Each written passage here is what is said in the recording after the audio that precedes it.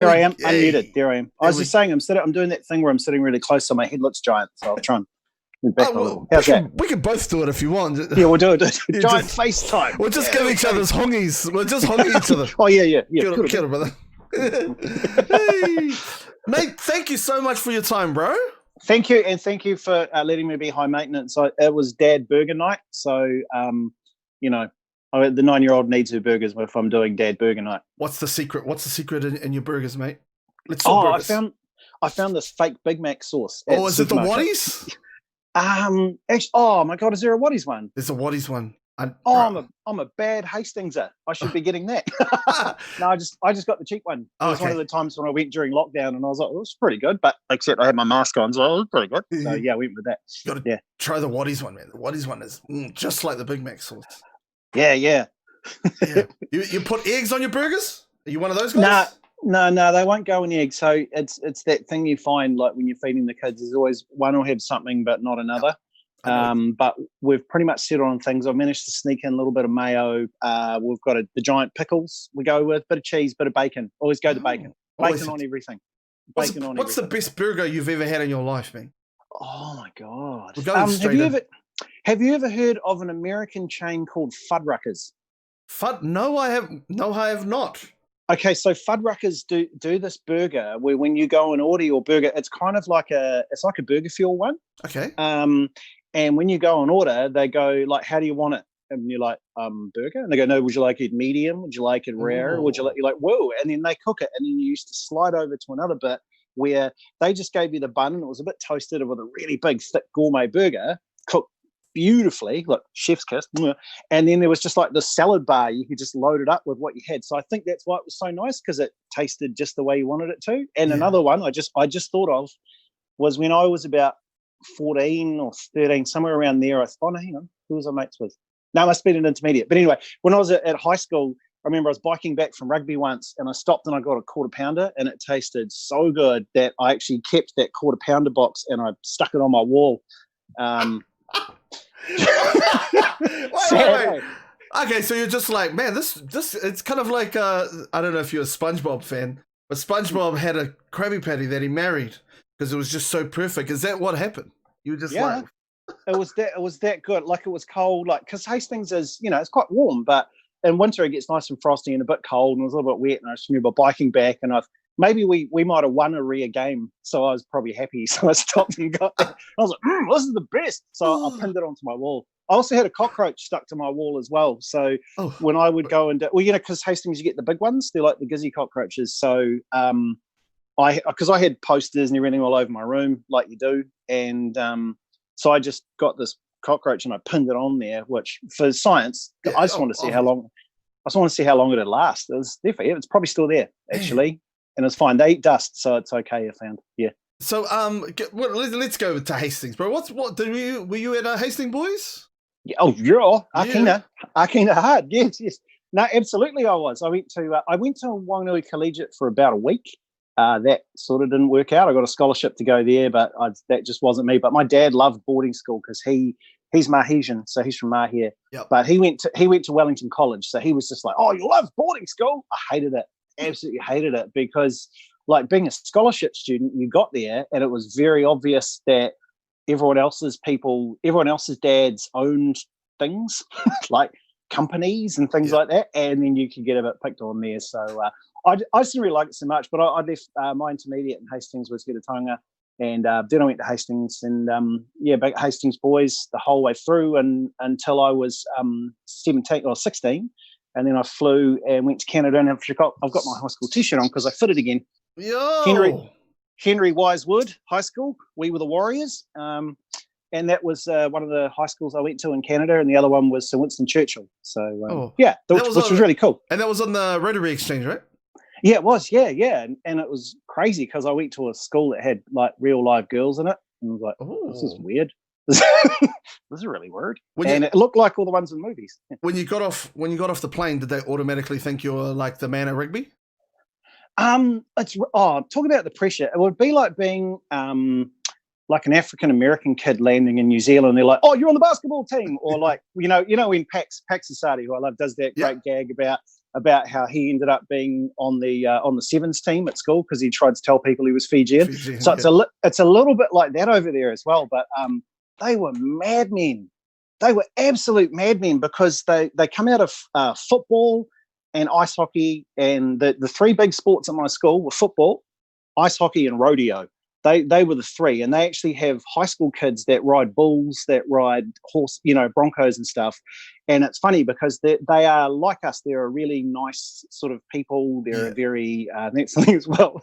But then their idea of sport is hard out, like really, really hard out. So they're just doing stuff like that, like let's do rodeo, let's do that and stuff. So I went over and I played rugby over there, and it's quite different because they all tackle like American football. So they all tuck their chin and they just smash the top of they were all this part right into your chest, So the first time you go to truck it up, you're like, oh, yeah, I'll show this. But then you can't sort of, you have to look like, yep, that's sweet. It happens all the time in New Zealand. and it's you play it in spring. So it's kind of weird. Like the ground is still frozen because, Calgary's been down at about -15 or so. And then it comes into spring and they aerate the field. So they punch these little holes in it to get it out. So it's kind of like you've got a bit of that. And then you end up doing this other thing where the ground is still hard. So the first time you get tackled, it's like falling over on concrete because the ground's frozen. Yeah. But they just love it. They were just like, this is great. And there was a guy on my team, Murph, and Murph was, he was amazing. Like he went on to he played college football. He actually went down to Texas to play college football, and he was a center on the offensive line, right? So that is a big, big boy. And Murph just loved it, and they all called me Kiwi. And he's like, "Oh, Kiwi! I made like 4 hits today, and I carried like 3 times, and I got this great." And they loved it. And then the football coach came over and said, "You won't be doing that anymore. Get out of the team." So they were just like, And one of my teachers from Hastings Boys came over, and I didn't really appreciate their ideal on it until I was listening to them talking. So Mr. Barrett's walking around with them, and Mr. Fulcade, who is our big teacher, and he'd actually played football. So he was 6'7". He was a giant of a man, and he just kind of explained to my teacher from Hastings. He said, "Well, because look, some of these kids, they're smart and they can become lawyers. They can do things like that. That kid over there, James, his best chance of buying a house is getting in the way of a quarterback." And he said, "So that's what we'll do." And that was when I got my first introduction to real pro sport, and it was about 5 years before it really hit New Zealand. So it was like our school at Churchill had underneath the school, so we had 2,500 kids there. Just a full gym, which was kind of like looked like a Les Mills, and you come out of Hastings Boys where you got your climbing racks, some of those ropes, you try and shinny up and that sort of thing. So it was, it was a real eye opener. But then that's their thing. Their thing is like, well, that could be a path for you. So we're going to start early, training you up to get that way. So it was, pretty different kind of thinking. Yeah. In terms of like your time in Canada, describe what was that like 90? Was it 91 or 90? Mate, it was 89. 89, like a billion years ago. Yeah, 1989. Describe what 89 was the Calgary Flames kicking everybody's ass, pretty much, right? We did. I had season tickets. When you go with Rotary, it's good because they're all very wealthy. So one of the things was the Rotary Club that I belonged to was Calgary North, and we had a really famous member called Stu Hart who liked to train wrestlers. So we got to meet his kids. Hold up. So I used to sit with Stu at Rotary about every 3 or 4 meetings. You used to sit with Stu Hart is like a legend. That's Bret Hart's dad. Yeah, and Owen. There was, what's the other son? It's actually the other son that's more involved in wrestling. I forget. Oh, God. I feel terrible now. It's lost my name. There's like 6. There's a bunch of them. Yeah. Stu, Brett. Well, Stu, because you see, Stu was a football player. Wow. So that was his origin story. So I get to go along, and what they do is they go, okay, so you're going to take every Monday you're off school and you're going to come to the Calgary North Club and you're going to sit with different tables. And for me, like if you think about it, I've come out of Hastings, like my, dad was a policeman, mum was a teacher, so pretty working middle class that worked hard, and you're walking into a room of wealth, and that can be quite an intimidating thing, like everyone there is a super businessman, and they were so welcoming and nice, and it was a really good thing for me later on in life because when I went into meetings with big guns like the likes of Brent Impey and that sort of thing, I was like, oh yeah, it's just a dude in a suit, and he's just a guy who's probably just a dad and stuff. So, but they'd rotate you around tables. But every time I sat with Stu, he'd have the same conversation with me, because I think perhaps we'd hit our head a few times. But he'd always do it, and he'd always sit down and go like, oh yeah, Kiwi, hey, man, Steve Rickard, and Steve Rickard was a guy that used to do a wrestling show here in New Zealand in the 80s called On the Mat. When he ended, he said, yeah, Rickard, yeah, great guy, yeah, New Zealand, huh, yeah, you got them All Blacks, they're rugby guys, they got no teeth, crazy, and then he'd eat, and that was all he'd say, and then about 4 weeks later, I'd be back at his table. Exact same conversation would happen every single time. But we got to go to, I went to Stampede Wrestling a few times as well, which is their sort of local one where they train a lot up. And we got to go to his house. They had a big fundraising day at the Rotary Club. So that was probably the coolest thing that happened one of the coolest things that happened when I was there. I got thrown over a rope by Hulk Hogan, which was really choice. So basically all these kids would come and they would pay. It was kind of like, it was a way they'd raise money for a lot of the poor kids in Bowness. So they would do things like kids, the parents would pay like $100, which is a lot of money back then. And it would be like a whole day with a whole bunch of the wrestlers, like basically any of the ones that he'd trained, and also the ones that weren't off doing tons of cocaine at the time or something, So, so I got to do this thing and they were teaching you how to, it was called selling the swim. So you ran at him and then he picked you up and threw you over his shoulders, which was so cool. Wow. And there was like a foam pit that you land in. So you had to learn how to do, look like you were swimming to do to land in the foam pit and stuff. Wow. So yeah, it was, super wow, because back then the wrestling had really only been on for about 3 or 4 years, I think, on TV, and we were mad into it at Boys High A. So, that was pretty cool when I realised. I'm like, I wonder if he's related to the Hitman. that was me walking out. I didn't really know who he was. So, wow. But it was cool. Yeah, I bet. Like, who else in New Zealand could say that they've been, had a conversation with the legendary Stu Hart and got back body dropped over the top rope, thrown over. Yeah, I mean, it was really cool. He was a real nice man. I remember Hulk thinking at the time he was so tall, like a lot taller than I thought, because a lot of the others that were there were quite bulky and short. But he just, when he threw you over his shoulders, I felt like I was 2 years old again. You're like, far out, this guy's massive, and they threw over. But they took great care with how you were and how you landed and stuff, because obviously they didn't want to hurt anyone, and it was pretty cool. They were raising money to basically buy a house for a family in need. So it was a cool thing to be around. Like people like that were like, oh, this is, it's a nice thing, and it was really welcoming for me when I was there. Yeah, good choice, man. Man, I don't think anybody knew that. That's such a cool story. No one asked. Yeah. No. I think Well, my mates in that, you've always got your cache of stories that you go to.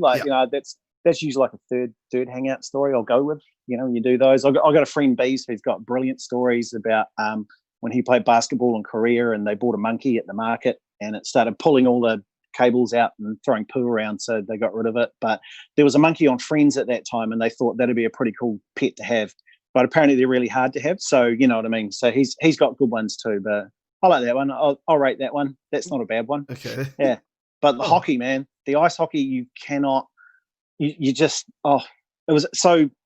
Picture this: I used to go and watch my rugby, go and watch a bit of, I'd watch anything, cricket, softball, whatever, anything, I'd go to it. Around Hastings, because it's a good flat place to ride your bike and you can get to things, you do that. And then so I go to the first, I think I was there about 3 or 4 days, and there was a Flames game. And so I go into the Saddle Dome and I'm like, wow, it was unfathomable to me that there's an indoor stadium that looks like this, and it was full of 20,000 people, because at that stage they were a pretty hot team. So they'd been sold out for about 3 or 4 years, but the Rotary Club always gave the exchange student and their family tickets to go, which I think was a bit of an incentive to have the exchange student. And then the year we were there, like the first game I go to, I'm just trying to keep up with it. And if you've ever seen it live, it's impossible to keep up with them until about halfway through, and then you start to get into the flow of it. Yeah. And so the first thing I'm watching, going through, and they're all hitting each other. I'm like, oh yeah. And then these two guys start shoving, and then Brad McCrimmon, our defender, just flicks his gloves off and just start punching like that. Go for it, yo. And my host mum Germaine she was French Canadian, and so they're the hard asses of Canada, the Quebecois, and she was like, if you've ever seen that cartoon King of the Hill, she was like Peggy Hill. She was like the mum. She was this lovely, gentle lady with these horn rim glasses. It was lovely, and this fight starts happening, and all of a sudden, my lovely host mum say, "Come on, get him! Break his nose, break his nose." And I was thinking, like, far out, what's happening? She goes, "This is good. We are good because we are big and we will get them." So that was their first ever Stanley Cup they'd ever won. So I got to go. I mean, we were watching, and they'd actually won it over they won in Montreal. But all my mates from school were like, "We've got to go downtown. We've got to go downtown." So I basically was in the back of Rupa, which was our friend's red old Camaro with a bit of rust and that sort of thing. Took you about an hour and a half to drive a block, just people celebrating and all sorts. So it was, I love it. It's still captured my heart. They're still, I think they'd be the team. I was trying to figure out my teams, who I'd be happiest with if they could win again. That would be the team for me, of my American sports teams. Yeah. I went to a Mighty Ducks game. Mighty Ducks. Oh yeah, out at the pond. Yeah, out in the Honda Center. Yes. And fuck, man, like that was the first time I've ever been to one, and it's so fast, like you just don't understand. And anyway, we went to the front, when they're warming up and shit, and man, the pucks are just going flying, man. Yeah, classic New Zealand guy, one falls over, and then you just like chuck it back over to them, and they're like, no, you keep it. I was like, keep it, mate.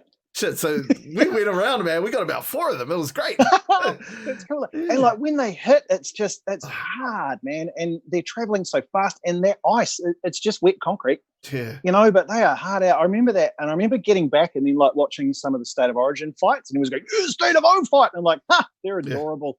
Yeah. Watch a hockey fight. Seriously. Like the best games you can go to, the best tip is if you can go to the preseason games, because there's a lot of goons there. So I saw a guy who ended up being one of the most famous goons, a guy called Stu Grimson.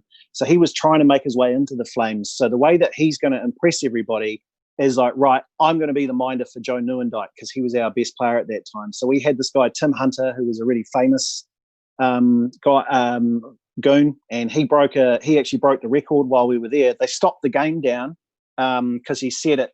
So he got 375 penalty minutes and played like 40 games. So he just got fight after fight. That was all he did. He just sat on the end, and the coach hit him on the helmet and pointed at someone, and then he'd come out and he'd touch the puck, and then he'd just go them, as what they do. And they ended up, it was in the paper, and they talked about it, and they stopped the game as he skated around and waved at the crowd and congratulations, Timmy, and that. So the preseason game I went to, Stu Grimson was trying to go, okay, well, I want to be that guy too. So Grimson's just out there just punching everybody, just like going for it. And I was thinking, like, this is mad. This is crazy, but it was entertaining. It was pretty entertaining. So going back to your early days and everything, what was on the job description to be a karting boy? Oh, okay. So as a karting boy, they used to all your ads when they played on the radio used to be played on an 8-track cart. So it's like an endless loop. It's like a plastic thing that goes in, and then like whenever you see the old radio shows, there's the old reel-to-reel machines. So I'd have to go into the production booth, and David would have recorded 20, 30 ads that day. You loop it all up, hook it all in, and then you record them onto the carts, and you put this little thing called a sec pulse, which means that in 1 second it's going to kick off the next machine. So that was kind of how it worked. And then my after-school job was I'd bike in, go up the lift, do my karting for like an hour and a half. But I just thought it was great because beside me was like a wall of music, and I just remember thinking, because I loved music, and like my mate Ari, he had a job at Russell Sound and Vision, and in the 80s that was the coolest, record store guy. There was nothing cooler than record store guy. So I remember going to that. So I'd do my thing, and I'd also take up my C90 tapes, and I'd make tapes and all that as well that they'd let me do. So that was kind of what I started. That's what I started doing. I just so badly wanted to be up there, basically to be around the music, and then did that.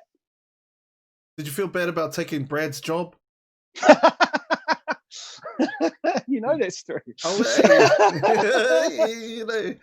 No, he's fine. No, he went on to be a dentist, so he's just rolling in money right now and free access to NOS probably. So I'd imagine he's having a great. He's tanks of the stuff probably. He did that. No, I went. No, there was. Yeah, we did look very similar, and he had been going out to get a job, and I just remember when he's just right place, right time. And the boss invited me in. He said, "Oh, Brad, is it?" And I was like, "No." He's like, "Oh, I thought it was Brad." Okay, anyway, this is what you're going to be doing. So yeah, so that's pretty much what happened, right? You were just in there to see the bro, and then, hey, aren't you like, you come in and have a conversation, and he's like, "Thanks, Brad, congratulations." You're like, "Hey, actually, it's Nathan." But that's how I got it. I mean, like my goal at that stage was, because I'd taken subjects at Wisewood and Churchill that were you just couldn't do in New Zealand. So I did anything that ended in ology, and this was at high school. So you could do sociology, I did anthropology, which was cool, where I learned about fossils and Olduvai Gorge and that, and then psychology, which weirdly I was top of the class in. I don't know why, but it just seemed to make sense.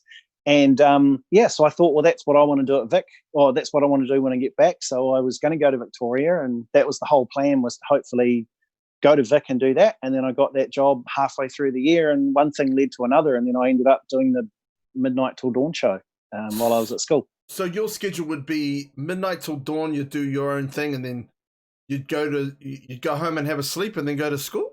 Is that right? No. So I'd get up.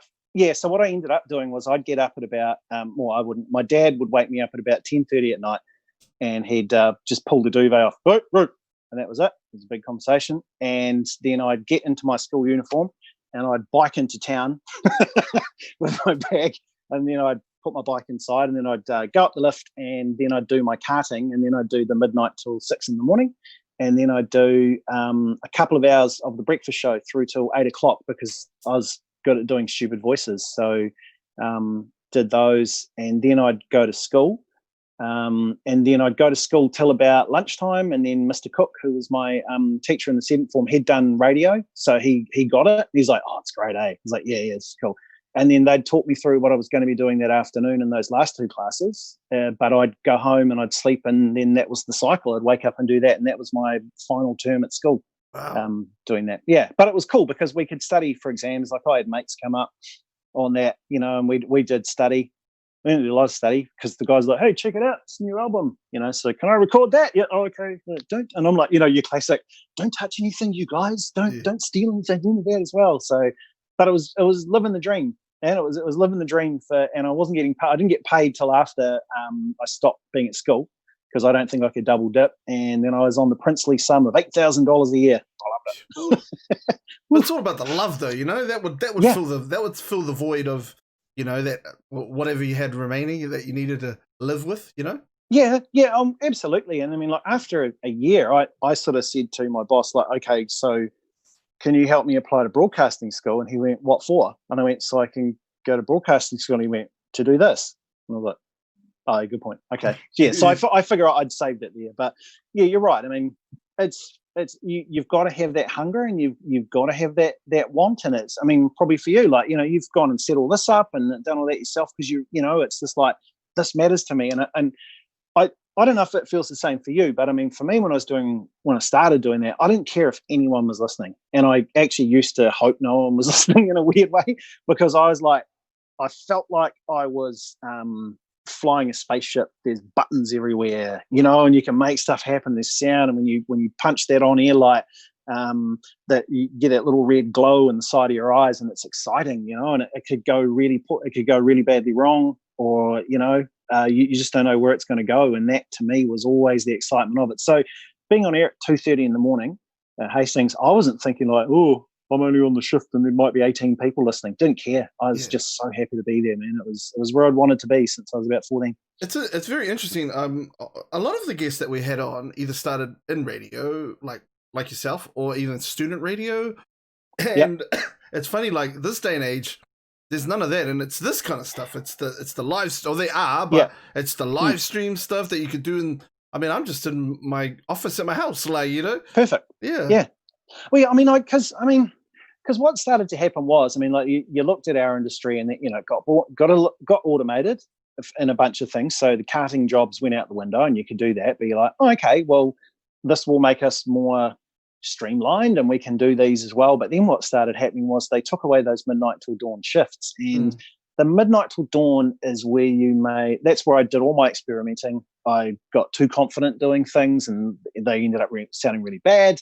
And you know what I mean? But you need a place to make mistakes. Yeah. And the problem is that once you move into, like, if your first shift is doing 10 till 2, there's just too big an audience, and you can't experiment, you can't do that. So program directors come out and go, no.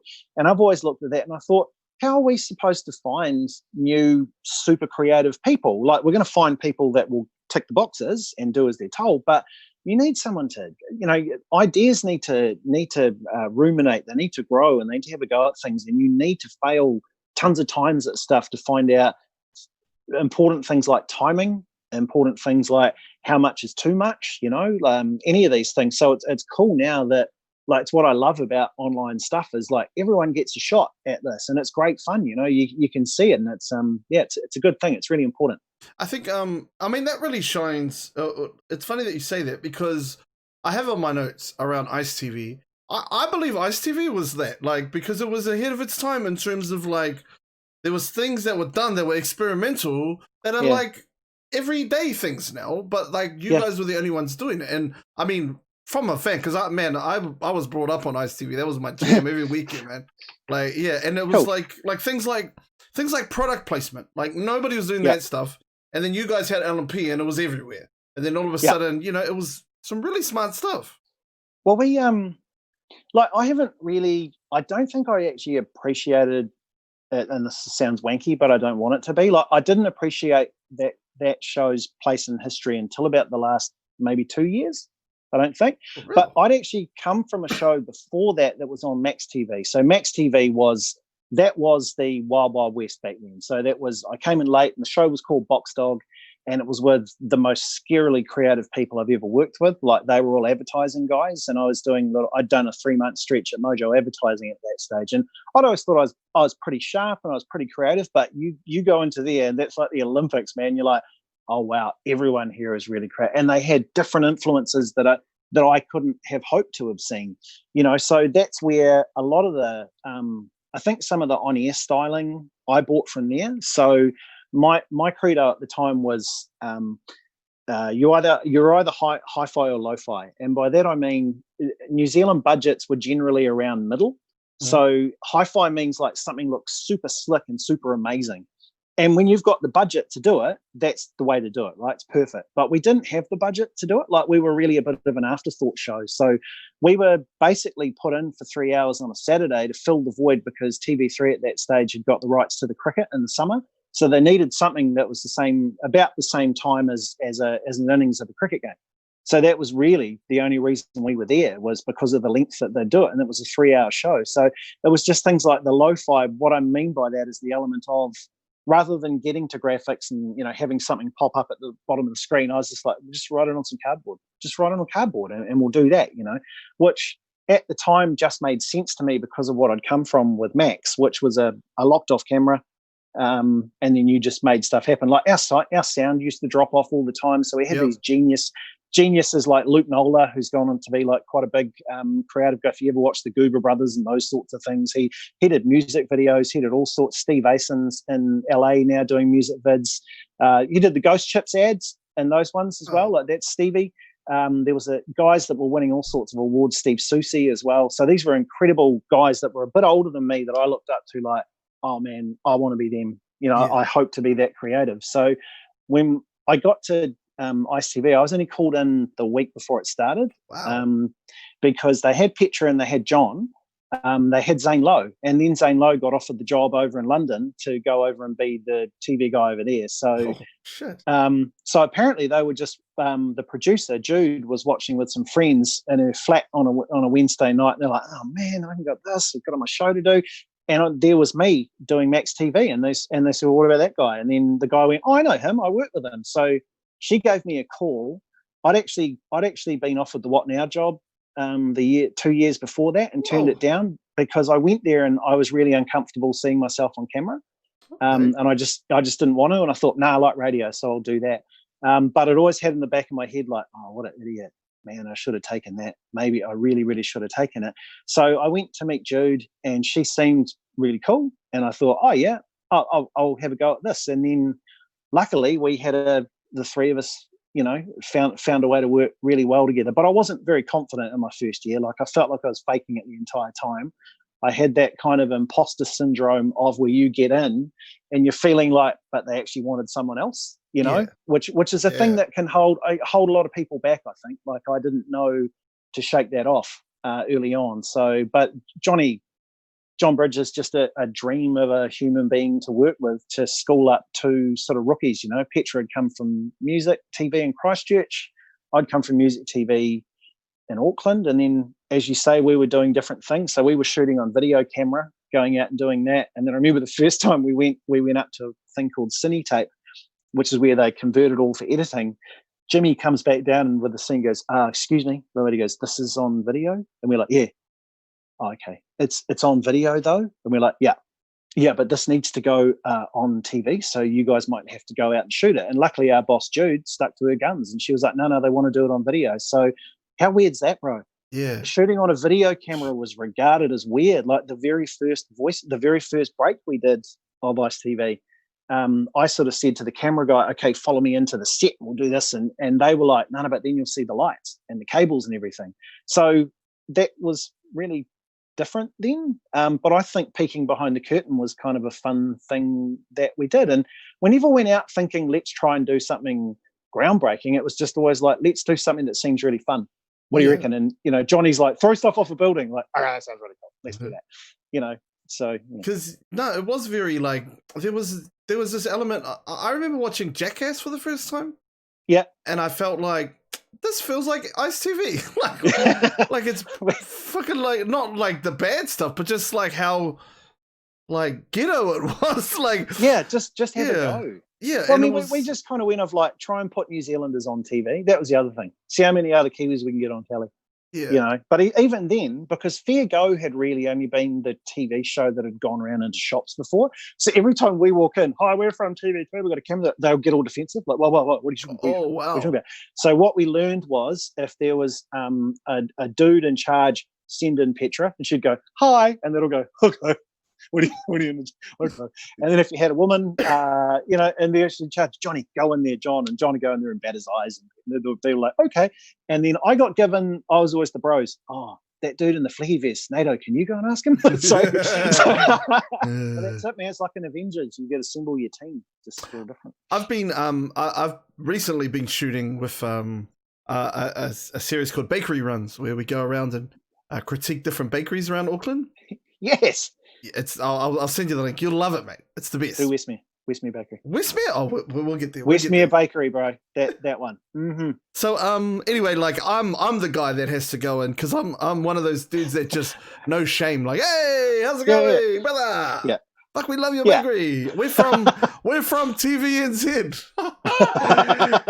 and the bro that's shooting's like, bro, you can't say that all the time. You got to change it up. So the next one, I'll go, oh, we're from TV3, and oh, we're from Sky, and we're from this place, we're from here, and oh, yeah. We love your stuff, but it's been, it's pretty cool. But yeah, no, you guys were really like revolutionary. I mean, I look now and the interactivity with the audience that, I mean, the only ones that kind of did it like that was What Now? Like, you know, you could call in and stuff like that. And you guys always kind of had some real cool shit going on, man. Well, it was fucking awesome. But it was like it was kind of like a fortunate thing in time. So there was two fortunate things. One was, so TV3 wanted a new lighting rig. Basically, they wanted one for free. So the way they got it was they got New Zealand On Air funding for two different shows. And one was called Melody Rules, and the other one was Ice TV. So Melody Rules was a sitcom, and I recommend the podcast called I think it's called The Worst Sitcom in the World. And that's by Jeff Houtman, who wrote it. And Jeff is one of my dear friends, and all my good stories start with Jeff. But he wrote that at the time. And what happened was that they both got launched, and we were kind of the afterthought show on the Saturday. And I reckon after about the second week, we were in danger of being pulled. Because I remember we went into a meeting, and a lot of them just didn't get it. Like the programmers just didn't get it. And I remember Jeff Stephen, who was the boss, and he was quite scary. And he's going around the table, what do you bring to it? What do you bring to it? And then he points to me, what do you bring to the show? And I'm like, and then Petra goes, he's spontaneous. It's like, yeah, there we go. So I was really scared, and they were like, you know, because I guess that's the thing they do. But what happened then was that Melody Rules had started to rate really poorly, and people had started to, you know, slag it off and stuff. So I remember at the stage, Jude said to us, look, we've got 6 weeks, and then you get reviewed by Diana Wichtel, and if she says thumbs up, you're still here, thumbs down, you're gone. So she came in and she slammed Melody Rules, And then out of nowhere started writing this thing about, but on Saturday afternoons, it's this great show and it's innovative and it's fun and it's, brave and and these hosts that we've never seen before and all that. So you know what I mean? There's a bit of luck in there as well, because you're being compared to something different. But also that year was the year the World Wide Web hit New Zealand. Yeah. And so Johnny explained it using some cups and pieces of string, so that's how we interacted and tried different things. But yeah, crazy to think that there wasn't really one. But I remember the first, and this way, the first time I saw the @ symbol was on your show, man. I had no fucking clue what it was. Nobody did, And then it was like thing @IceTV. I was like, what? That doesn't say @. That's just A with the squiggly lines around it. And then it was all Johnny. All Johnny. Yeah. John Bridges is scarily intelligent, like scarily. So during our first year, he was doing his master's thesis, and he got 96 on his master's. And his big thing at that time was computer hypertext. So he was right into that stuff, and that just went woof right over my head. But he was such a good explainer, because he understands things well. And Johnny's one of those guys who, when you talk to him about things, he locks in on his eyes on you like this, and he's like, and with John that he's got it, and John will pick stuff up straight away. So, and if he doesn't, he's really honest about, no, I don't know what you mean. What do you mean? Okay, all right. So he makes you a better explainer as well. And what it meant was, when we were out doing shoots and stuff, you go, hey, John, I reckon if we shoot with them, he's like, yeah, got it. And then you get it, and you get exactly what you want. And it was the same with Petra on camera. You'd go to Petra, we used to do these little skits, and you'd say to Petra, hey, P, answer the door like as if it's, you used to be married to someone, you haven't seen them for 20 years and they've just reappeared. And she'd get it in one take. And I always wondered why she never really went into acting, because she's actually an incredible actress to pull all of that stuff off. And I don't think people gave her credit for that. They just fixated on the fact that, she was a virgin. That's fuck. Oh, what are you going to bring that up for? Well, it just made me go, fuck it, I remember that shit now. Mate, that was the national thing. It was crazy. And so John and I, for 2 years, 3 years walking in the street, people wanted their windows down. Where's Petra? that was our life. That was my name for ages. But it was always, the only thing, it was like Petra, John, and so it was funny. People forget my name all the time. So yeah, because one of the other things that I always remember too, and I have these little flash, like when you said that, I was like, fuck, that's right, and I don't get it. But one of the things that always rings to me, the first time I ever saw a projector that you could put in your house was on your thing, because you had that Ultimate Gamer fucking prize pack, and it was like a projector and like a seat and a PS2. Oh, I remember that. Remember that? Bro, I was so gutted when I didn't win that, eh? I was like, oh man, that was going to be my room, man. I was set on it, eh? I did everything I had to do. That was the coolest perk ever, was that in the first year, so there was a great perk. They go to us, hey, there's this machine and it's called a PlayStation, and we think it's going to be really big, and here's the people from Sony, and they brought it into the office, and of course I saw it and I'm like, oh, I'm in love with that thing. I'm so in love. I want that thing. And it had like RCA cable. Remember that? Remember how it had the RCA cables at the back?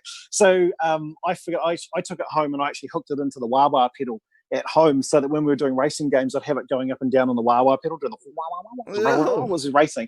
But it had, and I remember Ridge Racer was like the first thing I played on it, and it was like thinking, like back then, you got to remember that was from outer space, eh?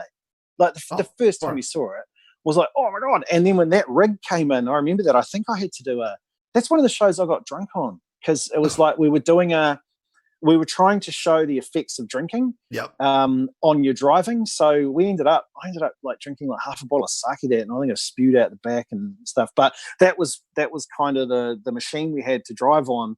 So it was weird. All I remember was the end of that show was my face felt really hot, because, you're in under the lights and all that. And just thinking, I feel really relaxed now and I kind of want to just sleep on the set. But yeah, that rig, man. So it was just lots of cool things, like you say, like that. Like, if you're like me and you're kind of fascinated by things and like learning, that was like, this is so cool. Look at all this cool stuff. It was a dream. It was an absolute dream, and like an absolute honor to get to do. Yeah. And the nicest bit was to realize that people enjoyed it, and didn't hate us for the fact that we were getting the chance to do it, because we didn't, you know what I mean? New Zealanders can be like that about a lot of things. So it was cool, and it's nice that people liked it. Was there any, because you guys did quite a lot of like weird not weird ideas, but different ideas that could be seen as, I don't know, at that time inappropriate, but not now. You do that now, everybody will laugh at it. But I mean, there's one skit. There's a couple. One that comes to my mind was the time when you put the LMP in your ass and you put the cardboard around your ass, and then you just laid there, and then someone like picked the I think it was John. He picked the LMP up and just poured it down your ass crack. And I'm like thinking, fuck man, this is at like 3:00 in the afternoon on a fucking weekend. Mate, we dropped an N-bomb doing a Pulp Fiction, and I remember we were trying to recreate the scene in Pulp Fiction where Marvin gets shot in the face, right? Yep. And so John's like, and our sound recordist, Matt Heiner, who was great, he was the only one who went, do you guys reckon we should actually use it? They were like, no, it's fine. They do it all the time in hip hop. Don't worry about it. We did it as well. Yeah. So there's probably a couple of things that would get looked at, that's problematic. Like one of them, they dressed me up. We did this thing called Police Show, and they dressed me up as like, basically I was supposed to be your stereotype Disney cartoon guy that had come out of the jungle. Luckily I didn't blackface, so that's good. But I had like the just all the get up and stuff, and I kind of sulked about it at the time because I didn't want to do it. So I just basically threw the script out the window and just went, hata, hata, hata, hata. And they were like, hey, it's brilliant, keep doing that. And I was like, oh, damn. Because I wanted it to be so shit they wouldn't use it.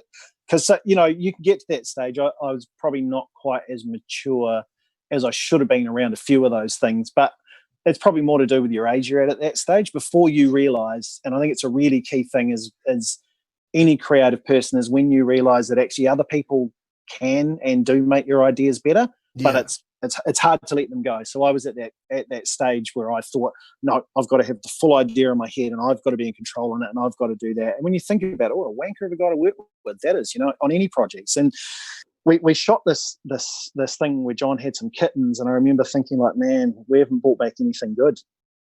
And then our director Ken changed the end and did a freeze frame where it looked like I was going to eat a kitten.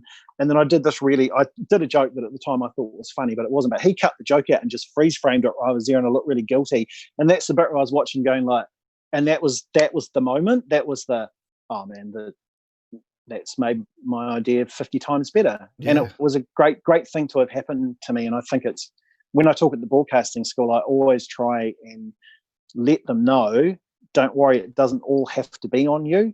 And that listen to other people's advice, because they will make your stuff better.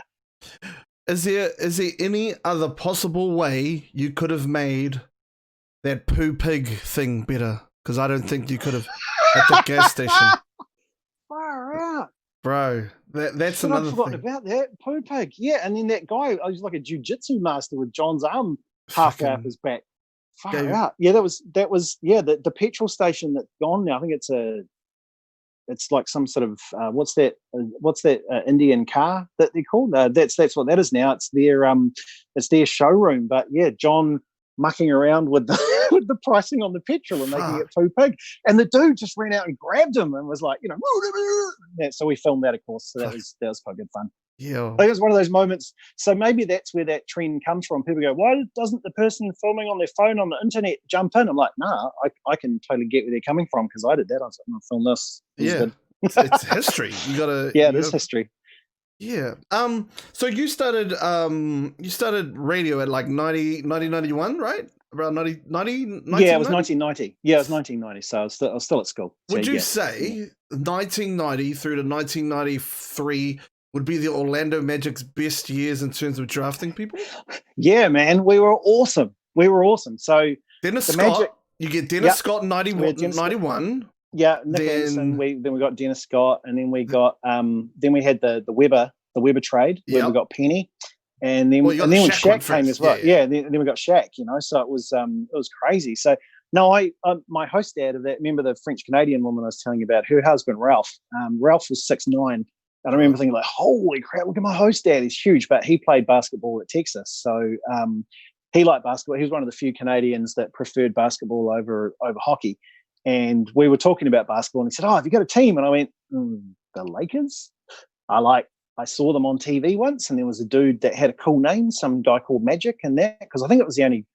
Apart from that, I watched the Exchequer Saints back in the day of Kerry Boagni and Kenny McFadden, and that was the team I loved. Oh. That's the team of why I loved basketball was actually the old Exchequer Saints. But I knew he wouldn't know them, and then he said to me, no, you can't have the Lakers or the Celtics. He goes, you know what? They're like a team that win all the time. What you should do, there's some new teams this year. Choose one of them, and then that'll be your team. And it'll just feel so good when they eventually win. So Miami, Minnesota, and us, and I forget who the other one was. But I chose Orlando. I had no idea where Orlando was, but I saw their colours were black, and I was like, New Zealand, I'm going with them. And that's the only reason why I got stuck with that team, and its shitty ability to hang on to a centre before they go off and play for the Lakers. Now here we go. We're going to compare this. I'm actually very, very good friends with one of your cousins. Who? And the reason that I'm very good friends with him is because we support the same team, and that's Casey. I was going to. You're a Knicks guy. Oh, I am. Out. So who did that? Who did that to you? Is that like the Anthony Mason team? Is it that team? Here's how it worked for me. My uncle got out of prison. Yeah. and he goes, "Boy, I got this for you," and he gave me this hoodie, and it was a Knicks hoodie, and then that's just, bro. I was like, fuck, that's it. And then I met. Then Charles Oakley got me hooked. I was like, I like that guy. He doesn't give a fuck. He fights everybody. I love him. And then you get Anthony Mason with all the shit on the side of his head. And I'm like, I love that dude. And then John Starks dunks on fucking Jordan. Yeah. And I'm like, boom, that's my team. And that's how it started. And it hasn't got any better since. No. That is peak Knicks, man. But what a team. That was an awesome team. Yeah, like, I don't know why, but Mace was always my favorite on that team. I just like the look of him. He was 100% effort. And, I mean, John Starks was cool. Like I like what's the Beastie Boys song? Got Heart Like John Starks. It's like you went, there's that guy. But I did find him a bit of an inconsistent gunner at the time, really. But it's like, they were an awesome team. Yeah. How cool was it watching Last Dance though during that bit? Man. I mean, you know what's coming, but still at the time. I know. And then man, don't get me started on Last Dance. Man, we could go on and on because like those were my. And I try to tell my missus that because my missus isn't really a sport person, and I said, listen, I need you all to get out of the law, get out of here, and I need just an hour on a Monday, please. The kids will usually go and she's like, why? I don't get it. And I was like, this is my childhood. Like I watch this every single, and that's the thing is like, Neil Walker was the only way I was getting in the NBA because he was the only, he would have the NBA show. And then it was that or I had to go to the library and read the newspaper and see if my team's been winning. Like that's how bad it was. Yeah, man. Well, that's like one of the reasons I loved the PlayStation so much was that you could get games like NHL and you could get your NBA ones because, I mean, at the time, I remember I used to there were two ones that I'd wait for. There was Hockey Digest and Basketball Digest. And they were the ones I'd get. And when I was like 12, 13, 14, and maybe even a little bit younger than that, I was obsessed with the Rugby Almanac.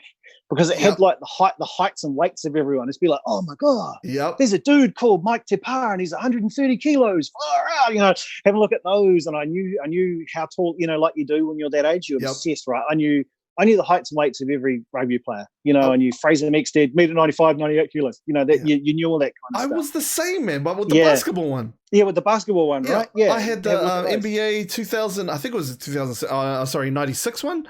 And I would just learn everybody's averages and things like that. Yeah. And it really, because I coach basketball, so it was like I took that and it made me. That's how I really like understood maths because I had to find out what an average was. So I was like, how do you find that out? And then I would play and I'd be like, okay, I scored over 6 games. I scored 10 this one. Like it was me. That's what I did. Yeah, man. I took maths with stats because I had to take a maths subject when I got back to New Zealand because my qualifications couldn't get me into varsity. So that's how I ended up going back to do a 7th form. And I took maths with stats because I went, I can work out a batting average and I know, how many runs you need. And then I got there and I'm like, okay, this isn't what I thought it was going to be. This is very hard. Well, I mean, now with basketball, I mean, you have your PER, you have your plus minus, you have there's all these like really kind of unique stats now, and and like it's really kind of cool. It's the only kind of maths I enjoy. Like I'm like, it's the best. I know that.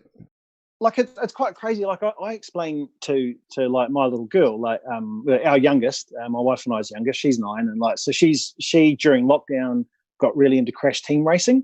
And I was like, yes, this is good. So that's what we do. They do their work during the day, their online work, and then they'd finish and I go, crash team racing? Yes. So we do that, right? And I was just talking about it, and I said, babe, you're actually doing incredible mathematical computations in your head right now. And she went, I don't know. I said, you're working out, you've got to hit that box, you've got to beat this one here, about how much time you've got, and you can drop it. And I said, that is like a supercomputer. I said, computers can't think that fast, babe. Like, you've got to realize that. And I said, I think I probably talked myself into not getting maths, which is bizarre because I love physics. So yeah, I mean that's my sort of guilty pleasure that I love and I can just dive into for ages. Is the whole physics thing, and it's like, well, babe, you're actually doing all that as well. So, but yeah, no, as far as that, I was just really hoping that maths with stats was like, if you got 180 runs to get, what run rate do you need? I've got a bro in the chat called Massacre, and he's from Flaxmere. Hey.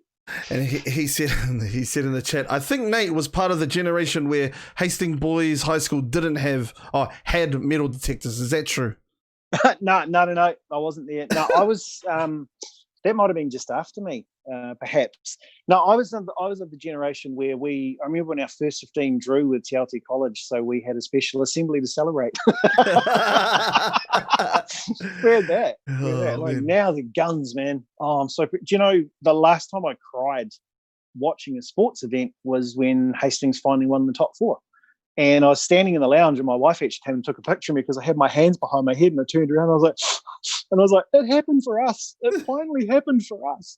And then what was even cooler was to see all the other schools getting salty, like, whatever, those dudes are all 25. That one there as well. And like, okay, sure. But just stuff like seeing us described as but those elite schools like Hastings, like, oh my God, we're elite. You guys, our decile 2 school is elite. So I'm so proud of them. They're just so organised, and again, young men that go and they're just hard out to try and get it done. They realise they've got an opportunity. That tough Iwasa and Jason and those guys that help put the team together really train those guys up hard. And it's like, why do you go to practice in the morning at 6? Because we get some watties, get some baked beans and stuff to go to practice and to see them go. And I drive around and go to a few of the games. I drove down to Palmerston to watch. I'll go and watch them play whenever I can. Like, they're my favourite team to watch because it just feels cool, to see it finally coming to something. So yeah. Massacre just said to me, no, it was because of him we have the metal detectors. Such a Flaxmere guy. Yeah. You don't want to hear his stories though. His stories go. Yeah, he's got some good stories on Mess. He tells me a lot of them. And it's one of those, I don't know if he's telling the truth or not, but it's funny and I believe him. Yeah, no, probably. I mean, he might say it was a great place to grow up. It's an awesome place to grow up. It's you're within biking distance of everyone and it was, I think, heck, I don't think it's really changed so much. You go for a drive out to Waimarama Beach, beautiful place to hang out, or you can go out to the river if you're a bogan. It's really weird. The bogans always went to the river. I don't know why, or the bodgies as they were in the black cable knit jerseys. They were always at the river, and then everyone wearing hoodies was out at the beach. So I don't know how that sort of happened, but that's where it was. Yeah. So how did like with sport and stuff? Because you work in I mean, your thing now with Radio Sport and all the other things that you've done has all been like sport related. How did that kind of transition from, like ICV and some of those things that you had to your sport kind of jobs now? So I'll tell you. So when I talk I'll do an annual thing at the broadcasting school, right? And it's just kind of like talking about a life in the job. And I try and be as really honest as possible. So I try and encourage them to ask me questions about stuff. But I always talk about how breaks come along, and a break is an interesting thing because what's the word? You don't control when a break happens to you. So sometimes there's the bit where you're hanging around going, oh man, when am I going to get my shot? When am I going to get my shot? I should have got that shot. And someone gets it. And you're like, but then a shot will come along sometimes when you're not ready for it, so you got to grab it when it comes. So there was a film and TV awards that it was happening in Wellington, and the TV3 sports department that year, they had actually got themselves in line to win awards. And so that was pretty crazy. And they were like, oh, we're all going to be, because 90s partying was pretty thorough. And they were like, oh, we're all going to be down at the TV awards. So, you know, that, and I was going down too for our show. We didn't win that year. But I was coming back on the first flight back, and they said, hey, mate, you like sport, eh? And I'm like, yeah. Do you want to go and can you maybe just fill in and do the on-air bit for us, the links? And it was the cricket. So I'm sitting there in that, and I'm like, oh, wow, man. So I had to wear like a proper shirt and stuff. And I'm sitting there, and then it comes back from the cricket, and then I have to do my bit. And it's weird because I hadn't actually thought in my head beforehand, oh, wait, how am I supposed to do this? You know, like, and what I mean by that is like, is there a way? Am I supposed to go, well, welcome back. There it is, the cricket live from the MCG or whatever. And I remember sitting there, and you get the bit in your earpiece where there's the countdown, and I have a look over at the little monitor on the side, and there's me sitting by like a cricket scoreboard and stuff. And I thought, holy shit, I'm doing the sport. This is that. So I did a bit of that, and then I used to kind of steer to, I loved sport. I loved the community of it. And I steered some of our stories to that, like, you know, we'd go and do rugby things. I mean, one of the coolest things that ever happened in my life was we were standing outside a dressing room. I think it was the Auckland dressing room, and Michael Jones came out, and he saw us and went, oh, hey. And I was like, oh, my God, Michael Jones just said, hey, us. You know, he at least knows we exist. That's pretty cool. And then Graham Henry came over and went, Fritter, oh, yeah, I've seen you guys. And then he just walked off. So that was good. So I just kind of steered my way in that way. And then when I ended up, I lost the job, and then my mate Dom Harvey at The Edge said, well, why don't you come and read news for us? And I was so grateful to have that. So I made myself a sports reader there. And also when I was doing Channel Z breakfast, I really made sure tactically, very much on purpose, that I got to read the sports news. Because I was kind of thinking to myself, I think careers in media tend to go in like little 2 or 3 year bursts at the most. So I thought, well, what will the next thing be here for me? Hopefully I could get into something like that. So a lot of the old, you know, the old creative manipulation of getting yourself in there. And then next thing you know, I got a really good opportunity from a guy called John McDonald, who was the head of sport at TV3, and he looked at me and Oscar Kightley and said, we've got Super Rugby, but we need it to be different than Sky do, so can you guys come and do it? So that's where I met Oscar, and again, luckily the arranged marriage was awesome, love him to death, and so he was cool to work with, and we clicked like that. So yeah, so that's how I got into it. Was that the kind of birth of like Brotown, like with your work with Brotown, and you're like, yeah. So that's real nice, and it was really cool. I remember our first year away, we went to like New Plymouth, and he's got this wonderful way. We sit down, he goes to me, so what's your story? And it was a great thing, you know, to ask, and that. So we just clicked, and it was beautiful. And he's great. He's like John. He's like my brother. It's cool, you know. And then the two of us worked on a documentary, which called back to that anthropology stuff that I did when I was in high school in Calgary, and we followed the migration of Polynesians through the Pacific, you know, and that meant the world to me. That one really did. That was cool. So to get to do that with him was pretty cool. I've been it's funny with Oscar because I you know, DM him and say, hey man, would you be interested? And he's such a nice dude, you know, like he let me down so nicely. He was like, oh, sorry, I gotta he said, I gotta do another podcast, and it will be it's my friend's podcast, and if I come on your podcast and he sees me on that one, he's gonna give me a hiding. And I thought, I know what you're talking about. So I said, whenever you're ready, bro, would love to have you on. And he's nothing but just a nice dude. One of the best holidays I can't remember was me and Oscar rented a houseboat in Amsterdam for a week. Awesome. It was great. Sure. We met this American dude, and at breakfast one morning at Barney's Burger, what's it called? Barney's Breakfast Bar, which is the best of the coffee shops, I thought, in Amsterdam.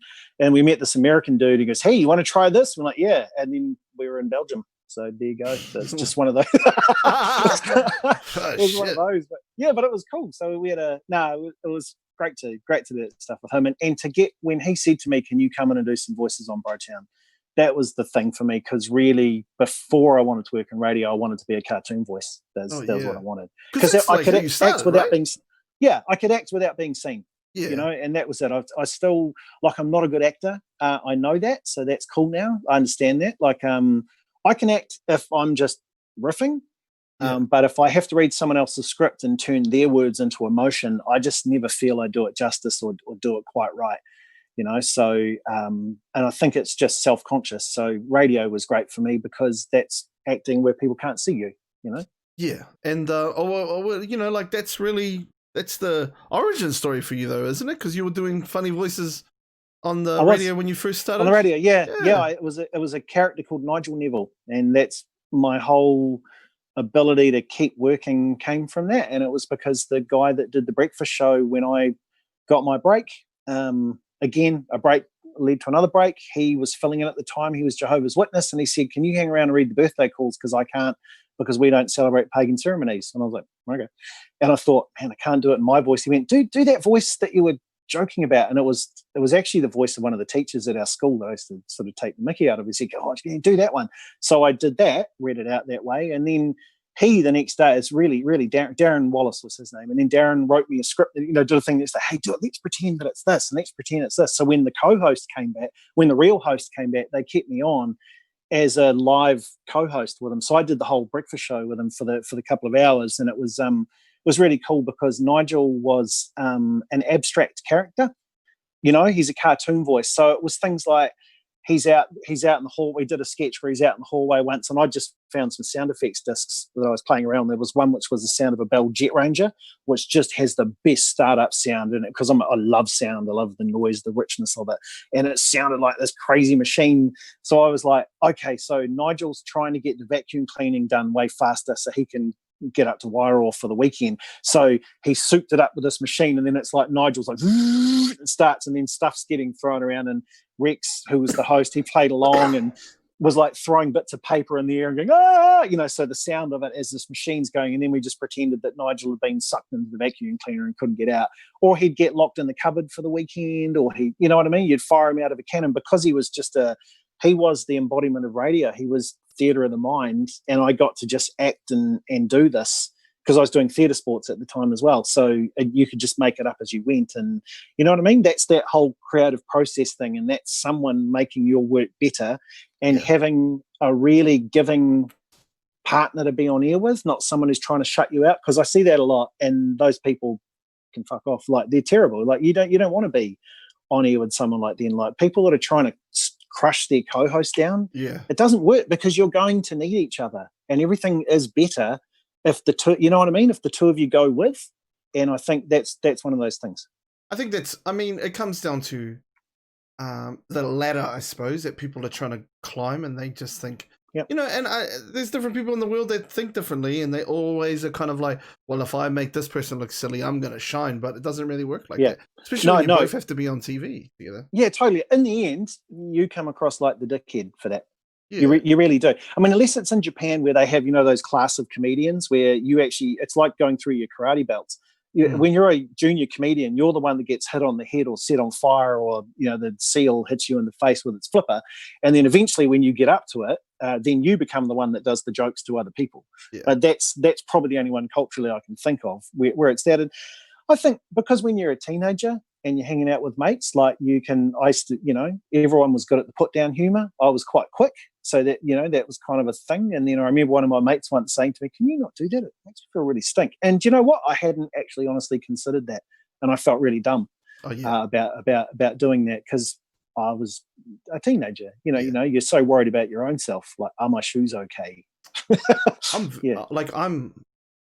the roast master. I'm like, yo, I will roast anybody. But then, I remember one time in uni, and I was mocking the heck out of someone, and he goes to me, just totally killed my buzz. And he just, I don't want to say that, but it was good that he did it. He goes, "You know what? I don't like talking about other people like that." And I was like, and he goes, "Because, in high school, people would make fun of me," and I felt so sad, and I was like, "I'm sorry, man." And now I don't do it. Now I'm like, I only do it to trolls that come into my Twitch channel, and I go at it, but I'm pretty selective on who I go with. Yeah.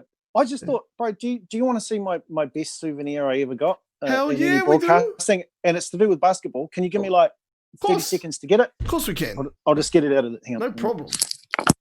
So if anybody, the bro Nate's going to go and get his stuff and we'll describe it. But anybody, make sure that you put the questions in the chat. We've got a couple in here. We've got some from Fee. We've got some from Gist. Well, here we go. Let's have a look. Show and tell. Okay, you there? Yeah, we're here. Okay, so I was doing breakfast at Channel Z, and what was really cool is that there was a guy that listened to us who worked at I think it was Sterling Sports or something like that, and they had this thing where they had a player that had come over from the States, and they were just hanging out in the hotel room on Saturday afternoon, and they were watching, and they were like, oh man, the guy watching was like, hey, that's really cool. These guys are cool. And so he signed me a basketball. So that, can you see that name? Is that Clyde Drexler? Yeah, that's Clyde Drexler. So it was to Nate, love the show. Oh, I'm doing it the wrong way. So that was actually about ice. Yeah. Wow. Love the show, Clyde Drexler. Oh, crazy. And I was like, oh man, I can't believe I've got this. And you know, it sits. So I've got this. We've got my wife bought a what do you call it? Like one of those old red phone booths, and she's really arty. She painted it up, looks beautiful, and she put these glass shelves in it. So that's our we call that our pool room. Remember from the castle? That's going straight to the pool room. Yeah. So that's it. So that sits proudly in there. But that's my favorite ever thing that I've ever got that I was just completely blown away by. So I was a little bit heartbroken in the last dance when Clyde got blown away, but still, I was he was pretty good though. So that was my thing, and it's never been bounced. Wow, look at that. Bit of reverence there, eh? But yeah, that's the coolest one. That's choice, man. Yeah, man. Yeah, pretty cool. So basketball-wise, what's your So let's get into this basketball bit, eh? Because I love basketball. I could talk basketball. Oh, mate, and you're the guy that I need to talk about basketball because we can just go at each other. Okay. So this bubble situation, what's your take on this? You reckon it's going to be asterisks next to whoever wins this?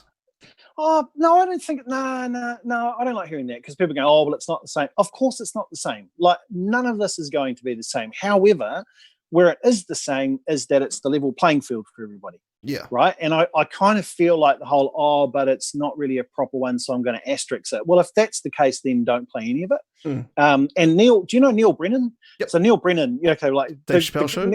Yeah. So that Neil Brennan thing was great. Where he was talking about, they said, look, already, I reckon they're going to sneak in, chicks and, groupies and that sort of thing. They're already going to break it. And Brennan goes, well, of course they are. Like they smuggle drugs into prison, and in prison they look up your ass. So of course they're going to steal it, like that. Yeah. So I find that a bit weird, but I'm really excited by it. I mean, it's going to be weird having a champion in Orlando and it's not us. And not even being in there. Oh no, yeah. Isaac's out at the moment, so Jonathan Isaac's injured, so he's not going to play in the scrimmage against the Clippers coming up. But no, I think it's a really cool. I think it's a really good pragmatic idea. And when it was first floated, I think a couple of months ago, Disney World, I thought, that's the perfect idea, because you can, like I said, you can put them all in those hotels and they can get in and do it, but. That anything to do with Disney is going to be, that's the empire. Yeah. It's going to be produced to look amazingly well. So I think that fans, I reckon it's going to go like this, that any of the successful teams' fans are going to go, this is great. And then any of the ones where their teams don't go well are going to be, this is dumb. This isn't even proper. Stupid. This isn't even like that as well. So it's kind of got a bit of something for everyone. Because I think I did see like the lockout season when the Spurs won. Yeah, they've already played this. Like they'll play more games than that season. Totally. And it's just a different setup that people have to get their heads around. And I mean, like the teams are still playing. Like I think for them, like you'll hear them say that they wouldn't care where they were. And if you think of those cool videos you see sometimes, those scrimmage games that go on that look amazing. This has kind of got that feel. I saw a little clip. You might have seen that today of what the court looks like. Yeah, it's awesome. Yeah. That looks cool, man. And it's like that feels raw. That feels like I'm getting to look into a gym where these guys have got together for the highest level game of pickup you're ever going to see in your life. And I think it's pretty cool. And we won't talk about who lost in the finals in that lockout season. No, But at least we were there. Dumb, eh? Yeah. Just dumb, eh? Yeah, Yeah, you lost the fundamentals. I know. That was the first one. But there's an asterisk behind that because the Knicks should have won that one. Yeah, there you go. See, there you go. But no, like yeah, I'm really looking forward to it. I'm actually looking forward to seeing LeBron just like beast everybody, eh? Like he's had some rest, he's ready to roll, man. I love LeBron. You do, yeah. I mean, like, man, he's yeah. Well, I guess he's got no excuse not to, which is good, and it's great for him as well. Where because in the last couple of years they were definitely resting him, even though it's like, oh no, I don't. I turn up every no, you don't. You don't. They rest you out of things as well. So that's a good thing to look at as well. Like you can't blame any sort of fatigue, which I think is greater if if you've got a shallow squad, that's pretty cool for you. The deep squad, the teams that have maybe gone for, I don't know, like not, like gone for a more heavy squad, they're probably looking at this going, oh shit, this isn't good for me. But I can't wait to see, like how do those East teams deal with Giannis? Like I love watching him play. Really enjoy that. Weirdly, I'm one of those people, I love watching Kevin Durant play. So I don't know how much we're going to get, but I do enjoy watching him. I didn't mind what the Golden State Warriors were doing when they were winning because they played beautiful basketball. Yeah, it was amazing basketball. It was incredible to watch. And I know that kind of they showed up and sort of ruined a bit of the LeBron, bit of the LeBron story. It's like, where did those guys come from? But I loved watching them play. Was a pretty cool thing. There's a good book that you should get, man. Called "Can I Keep the Singlet?" Do you know "Can I Keep the Singlet"? No. So there's a dude by the name of Paul Shirley, and we've interviewed him a couple of times on the radio. And so he played on the end of the bench of a whole lot of NBA teams and played overseas as well. And Can I Keep the Singlet is basically the short story is he had like a 1 week contract at the Lakers before they cut him, and he was on his way out. He's like, "Oh, can I keep the singlet?" And they're like, "No." And he was like, "Why the fuck will you let me keep this is a Lakers? You're the Lakers." And he went and he tells, he goes, "Yeah," and I was really upset. He goes, "So there were two of us that got cut at the same time, and so we handed back our singlets." And he goes, "But the cool thing was, on the way out, the gear room was open, so I went in and I stole 4 pairs of shoes." But you would love that story, man, because he talks about playing in Greece and playing in Turkey and like having really dodgy payments that show up in paper bags and all that kind of stuff. He's a brilliant writer. He's an incredible writer too. But yeah, I don't know where I went with that one. Yeah, no, it'll be interesting just seeing like how that all works out as well. So I think the seeding also is going to be interesting. How they're going to seed everybody because there's no home court. Like everybody's at the same place, so it's kind of like it's really about matchups. You're trying to figure out who's going to be what, and you want to avoid certain teams, but at the same time, you're going to have to beat them to get to the finals anyway. So. Yeah, I reckon Anthony Davis is going to be the man for the Lakers. Actually, I think it's Davis. I think now. Well, I mean, God, you've got them both. You know what I mean? You've got Thanos and Marvel on one team, so it's a pretty crazy team. The hardest thing I think with Anthony Davis is that, like in the East or in the West, there's no real bigs that can match up with him. No, there's none. Like like there's actually no one that can match up with him at all. But there is this kind of like, especially in a pick and roll situation. When you have LeBron coming off a pick and roll and like how are you going to really – because I have seen them play like different coverages on their pick and rolls. I've seen the Clippers just splits everybody and just double down, which works a little bit. But LeBron is just so creative with how he finds people. So, I think that's my choice anyway. I think they're going to be one of the and he also, that's my choice. He's also like the thing I admire about him is he's one of those. I always describe those sports people as people who just happen to be big, and by that I mean like he doesn't just bully with his size. Yeah, he can do. I mean, you'll see it sometimes. Like it's funny when you watch those old highlight videos of Jonah, and the amount of like in your head you remember him running over people. Yeah. But the amount of times that he stood them up with an in and away or went around and did those, and he had skills through those, you went, that's right. The big wasn't always just his go-to weapon. And even with a guy like Manunu, as he got more and more into his game and learned more, he got other things too. So I think I'm impressed in that same way with LeBron. Like LeBron does have the size to do things, although he really should have posted up on JJ Barea years ago, but that's different. But you know what I mean? Like now he's just bigger and stronger than everyone. Yeah, on the way down. And he's smarter. Like he's always had an IQ, but it's kind of like now it seems like everybody's playing checkers. And he's just on another level. And there's a few of them, like KD's one of them. You know, that they're just, you know, Steph's obviously one of them.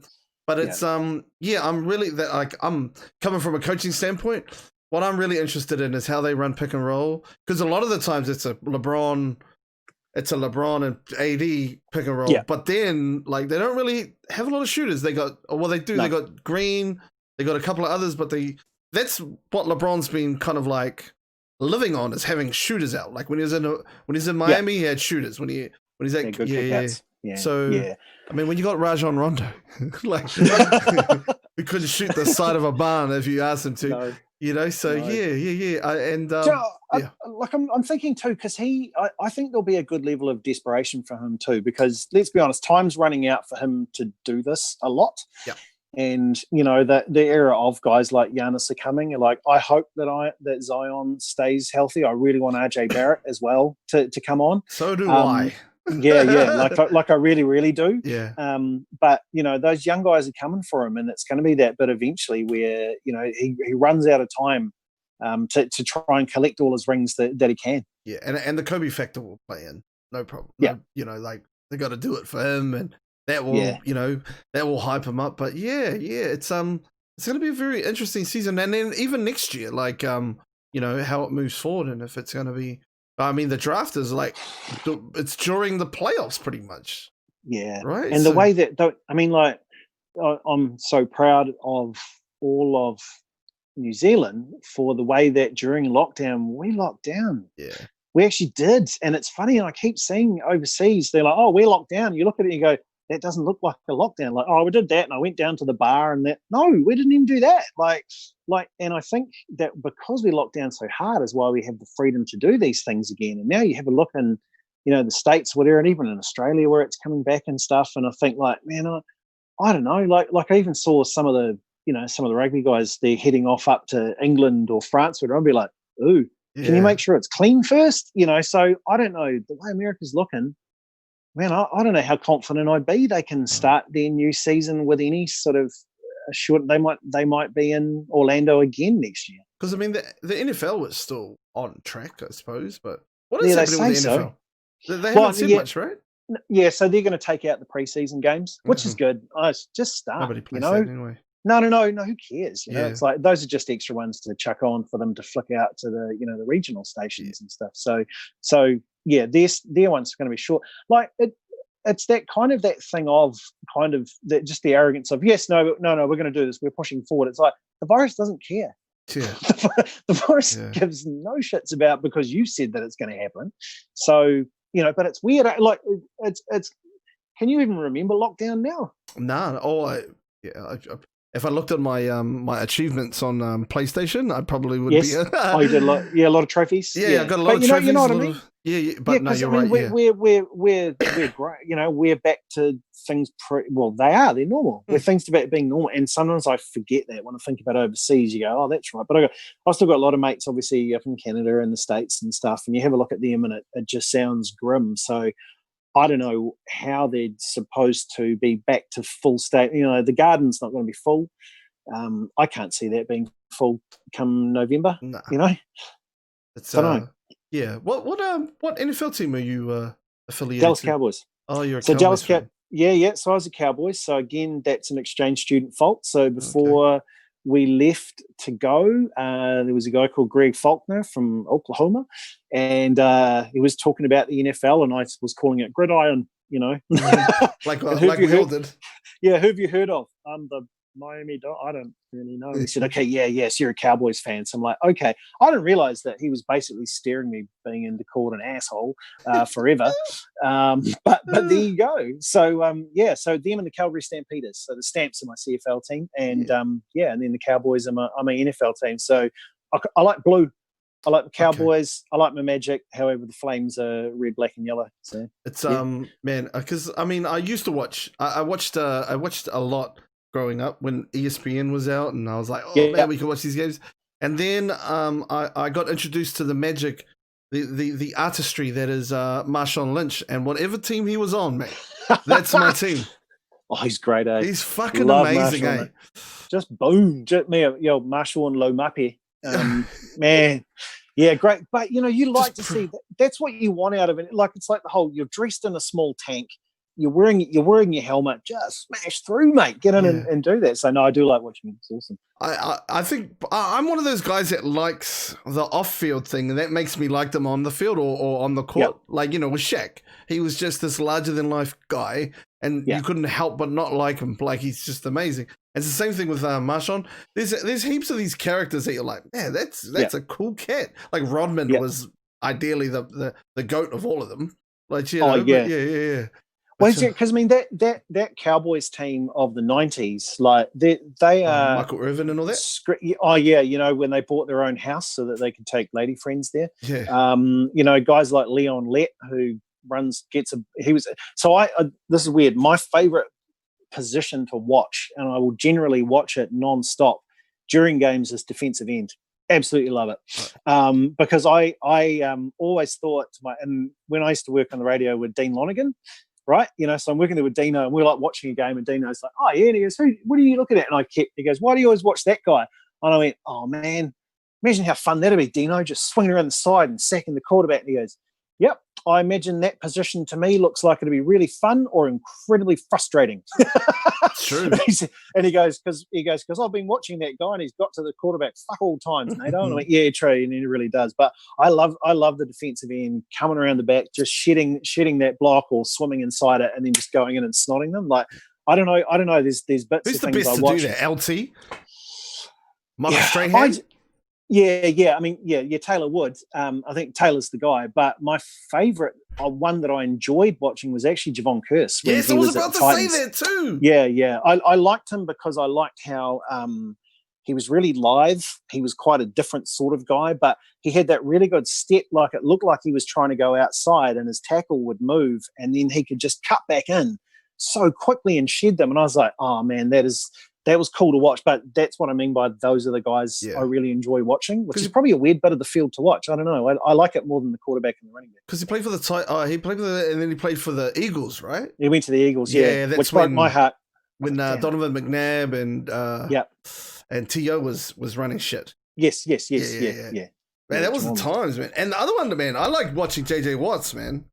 Yep. That dude's a beast, eh? Like, yeah, as long as he stops getting injured, the poor dude. But then that's because did you watch the Hard Knocks when they did Hard Knocks in the Texans? No, I didn't actually. Bro, the dude slept. He would sleep at the arena. Like he had his own, like, and it was behind all the storage compartments. And it was this, you know, this guy's making millions of dollars, but he's like, I'm just gonna sleep here because I don't have kids or a wife. I'm gonna sleep here. I'm gonna get up in the morning. Sleep. Yeah. And I'm man, he's the man.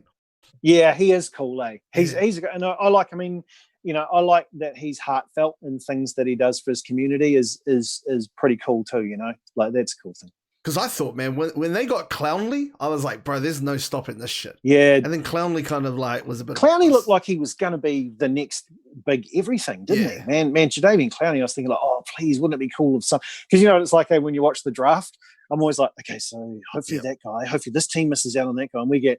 But my teams are always sitting around, never quite high enough to get an awesome pick, or just like someone's like, okay, cool. Who is this guy? So I do that Google thing, and you're reading like 17 different draft expresses and all that sort of stuff. You know, those mock drafts of what they are, and I'm like, who's this guy? You know, so yeah. One of my kind of inspirations, I suppose, in terms of doing a podcast and to getting stuff up is fucking Pat McAfee. That guy. Oh, how good. Oh, my gosh. How good is he? I would watch him and just go, man, I could do that. And then he's just so fucking full of energy. It's so cool. Yeah. So he rides that interesting thing, because so of all the sports departments I've worked in the traditional media, that's a unicorn, you know, a former sports person who talks so honestly and straight up. So off the top of my head, I think of John Kerwin, or Sir John. I think of Kat Tuiviti, you know, Catherine Latu, the netball player, and probably Jimmy Neesham is my three I go to straight away, and perhaps just more recently Angus Tarval, for the rugby player. And by that I mean they're people that when they talk, it comes out really naturally, and they haven't got a filter in front of what they're saying, if you know what I mean. So their thoughts go. And that's like Pat McAfee. And then you'll get other players that you look at the time, you think, oh, this guy will be great.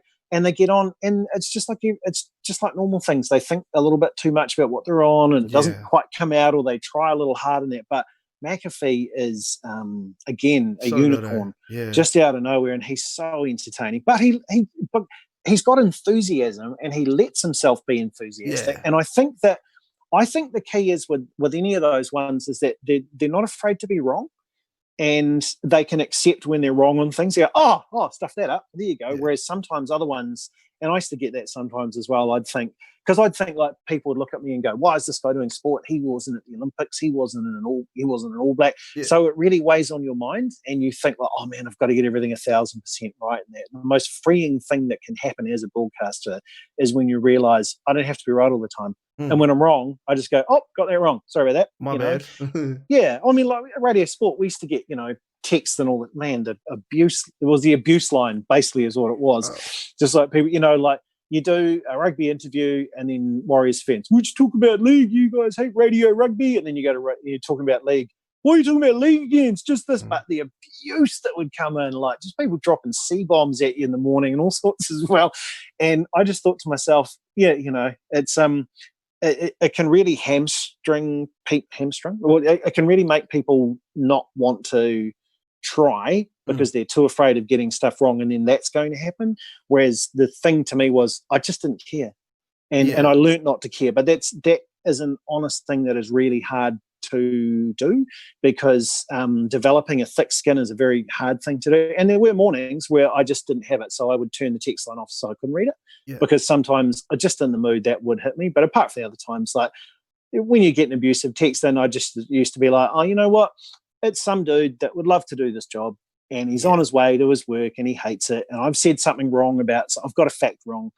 Okay, sorry, that was Darius Boyd. I confused him. How can you fucking confuse him? You're supposed to be, and it's like, you're going to get shit wrong, mate, and so as soon as I learned to just do that, and you get people, there was a neat guy that used to write in, Glenn with 2 N's, and he'd write in about, look, not to be no one hates everyone hates a corrector, but actually blah, blah. And I messaged him back going, bro, correct me on these things. That's cool, that's fine. Please do that, because I'd rather get the information right. And then what I'll do is I go, I got that wrong before Glenn with 2 N's has texted in and said this. Like, where's the harm in that? Yeah. There's no harm in that, right? And it's great. It's great for Glenn probably, but you are going to just get shit wrong. And then I think once you free yourself of that, stuff falls out. Like a lot of the time, whenever I've done anything on air or on TV, there's 2 forms of inspiration for writers. One is where you get the idea in your head and then you type it. And the other one is when you get into an awesome flow, and you will have been in this flow as well. You'll know exactly what I mean. You type and then you see the idea appearing before your eyes on the keyboard. Yep. Your hands and your flow finds the way there. And when you're in that flow, that's the state to be in. And I think it's when you shed worrying about things. I've had that actually, now that you're here, I'm going to run this idea past you, Nate. Okay. You tell me if it's a shit idea or not. Okay. Because I know that you're the perfect person that I reckon that would go, fuck, that's a good idea. Or you'd go, fuck, that's stupid. And you're more than welcome to say stupid. All right. Okay. This idea is a TV show called Goat Busters. Okay. Just like Ghostbusters, but goats. Okay. Yeah. We get five. Let's say we get 5 Wellington, this is just for thing, Wellington rugby legends. It doesn't have to be legends, just could be anyone from the nationals or from the scene, right? And we draft we say, I don't know, it's just like a draft of the best players to ever come out of Wellington. Nice. One at a time. Yes. It goes in the serpentine, fantasy drafts. Yes. And then the idea, and then each team goes on social media, and whoever gets the most votes at the end of the week is the winner. Yeah, man. Fuck, that would be great, wouldn't it? Yeah, it would be, because it's perfect for this time. Yeah. Like it is perfect. That is of now. Like it's got all the factors. It's got the bit where straight away you've got ideas of your draft, and then people go, there was a stick draft, you drafted bad or whatever, so you get those. Yep. You get the bits with, why wasn't this woman or why wasn't that guy part of this, what about that? So people love to what about, like most, I mean, Twitter is built on what about. It really is, And so people love having that sort of thing as well. They love having a like a Mount Rushmore or whatever it is, things with that. I like that. Yeah. It's a good one, man. And it doesn't have to be sport related. So it's yours. Okay. No, it doesn't. It could be, we could do PlayStation games. Yes. And then you have like 5 people that brought up, and then I draft first. I'll take Crash Bandicoot with my first thing. And then you can have like, you can also do like trades and shit. You say, I'll give you these 2. If you give me this 2 later. Give me that one. Fuck. Oh, there you go. There we go. See, there you go. But see what so here's the beauty of it. Like, you can action that idea and make that happen. Yes. And if you are working for something like TVNZ or TV3 or Sky, you got to get that idea, then you got to go into another department. Someone else got to agree to it, and it's got to go over there. And then someone says, "Well, hang on, how can we sell a sponsor on this? What about that? Could you change it to mention the word Subaru?" That thing as well, like the Subaru. How they've got the Matariki stars as their sign. So maybe the top 7. You know what I mean? That's what happens to ideas. So I think when I see new ideas on TV, I always have a look, and I always wonder what was the original thing in there before stuff got stuck onto the outside of it. Yeah. And sometimes ideas can just go, but that's a wicked idea, bro. Yeah. Do it. But you know what I'm saying? Like, in terms of like, that's the thing, is like, you either do it by yourself. Yeah. For free, and because you do it for the content, and that's what it's for, Yeah. And like, my kids can't eat content sandwiches for lunch. Like, you're right. You are right. I mean, like, so, and it's the effort levels, Yeah, I mean, like, all radio and TV that's been made in New Zealand. Like, I felt really passionately about that the Radio New Zealand youth channel that they'd floated at the start of the year, and then all the boomers got mad because they were going to have to listen to Concert FM, on AM. To me, I look at Concert and I go, where's the New Zealand content? You're just playing covers of old Austrian and German and Italian songs. Like, none of those are us. Our tax is paying for all these as well. But the other part is really important, I think, is that all radio and television that's made is made for the shareholders. It's not made for the audience. No matter what they say to you, it is always, how is this going to appeal to sales? And then how's that sales report going to appeal to the manager? And how's that going to appeal to the shareholder? That is honestly who it's made for. And if you've got something that is government funded like this, like that was going to be, you'd actually have people with a chance to go out. Like, if I'm in charge of that thing, I'm getting people, I'm going, go and make me something creative, make some art. Like, make that. We don't have to please the people from Wet and Forget. We don't have to please the people from, the warehouse or whatever.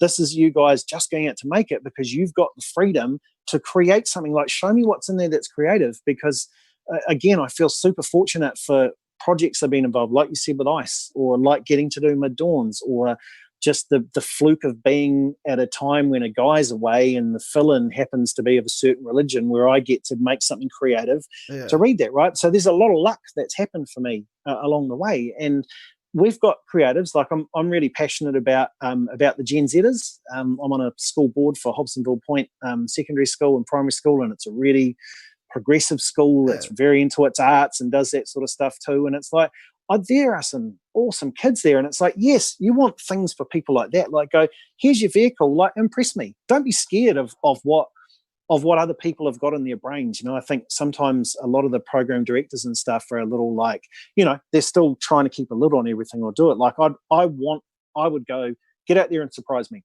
Let's see what you can make. Like, stuff that I hadn't thought of. Like, I love, like, say, Tom Sainsbury's my favourite New Zealand comedian at the moment. Like, watching him do his thing, like, I wouldn't have thought to have done that a few years ago. How awesome! And every time I see him, I just laugh my ass off. Him and Joe that you had. I mean, how funny is Joe? It's like, but they need to be given a chance to do things. So if you don't have shareholders and sales departments to answer to, then you can create. So what I'm trying to say is, for you, if you're going to create something like that too, you've got the bit where you've got a chance to do that and create something. And the funny flip side of the coin is that advertisers and stuff that pay for things actually want unique, and they actually do want different. So that's where that comes from. And then the mainstream media, or the traditional media, goes, oh, why didn't we think of that? Yeah. And it's because they can't. It's the constraints that they're in. It is, eh? Like, this is, even with the bakery run thing that we're doing, it's like, okay, let's just go and fucking do it, and then we'll see. And happens. I mean, we've got, like, I think we put it out on Monday, and we're just over 5,000 views, and it's like, wicked, sweet. Like, you've got to do. you've got to do Westmere Bakery. So Westmere's Flash now, but Westmere Bakery is awesome. I don't think they have changed that place since they built it, and it's right on the corner there as well. But I used to flat over the road from there, so we'd go over and get little pies and stuff like that. Their mince is great; it doesn't give me indigestion. It's the best. They're a lovely Chinese family. What we do, Nate, is we go with guests. So we had Joe did his favorite one, and man, we'd go out there with you, bro, if you're keen. Oh yeah. Heck yeah, I'll be keen for that. But my kids will want to come. Oh man, bring them. Let's go. Yeah. Let's all get out there. We had, who else have we got? We got Shay in Grayland. Yeah, he's the man. He's the. Oh, is he what? That voice. Oh man, wow. I don't know if you've heard my interview with Shay. Oh no, but I saw that you'd done it. I watched it. It was like, because I try to be the Nardwuar guy. You know what I mean? You know Nardwuar? I try to be that guy. You know, I did a little bit with you. I was but I got 4 interviews this week, so I'm like, fuck. Like, Jesus. And then I had one pull out on me. I pulled out on Monday, and I was like, oh my gosh. But anyway, so I stumped him a few times, man. There was a few times Shay was like, how the fuck do you know that? You know that? Yeah. How did you know I lived on that street? And I'm like, you know, everybody, you're Shay. You're like, fuck. Yeah, man. Yeah. I mean, I feel quite lucky that those people are my vintage, if you know what I mean. So it was, you know, another part of the success of ICE was just the timing. So New Zealand had before that, New Zealand had a real cultural cringe. So it can't be any good if it's from New Zealand. That was our thought. Because our thought was it'll be shit compared to overseas. Then, you know, you had the guys from Supergroove early in the 90s who came out with like Can't Get Enough, and everyone was like, what?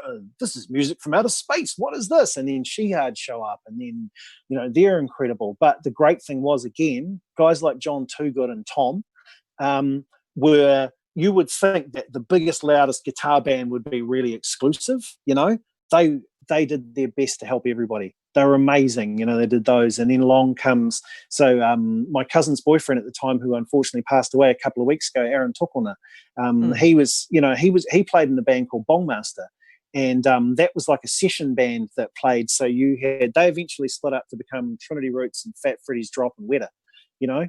But there was that collaborations going on. And then you had like World's, the fashion store, and you had Karen Walker and ones like those. So New Zealand all of a sudden had all these art things that were going out into the world. And like, not that we were with them, but it was cool to be around that time because we'd sort of try and play them on air and try and do those. So me and John Bridges, when we were at Channel Z, always tried to push Wetter. I got to do one of my favourite things was I got to make a couple of ICE TV soundtracks. So I made sure I had Wetter on one of them. Yeah, and you spell Emblem. Yeah, I spelled it Emblem, and they kept correcting, and they kept trying to correct it all the time. I'm like, no, that's the joke as well. And then my friend Phil is on the cover because he was out he was a location scout. And he was out looking for locations out on the East Cape. And as he was standing there, this van comes along and just crashes into a ditch and catches fire. And this dude gets out. He goes, and this hippie gets out. He's like, oh no, my whole life's in there. Oh no. And Phil was like, oh, Stink, can you take a photo of me in front of your van? So that's him standing with his arms folded as that dude's van. Oh, yeah. Shit. That was a cool project, bro. Yeah. That was it. You hopefully you've picked up a bit of my love for music now and things like that to get to do that. Speaking of that, bro, you were the first dude that brought back Black Eyed Peas to my eyes. Yeah, I love them. When you played Falling Up? No. You put it was the video clip for not the Joints the Jam, the one that's like an infomercial. Fuck. Oh yeah. Hip-hop. Yeah. I was introduced to them. So my job at ICE TV was choose the music, which was dream for me.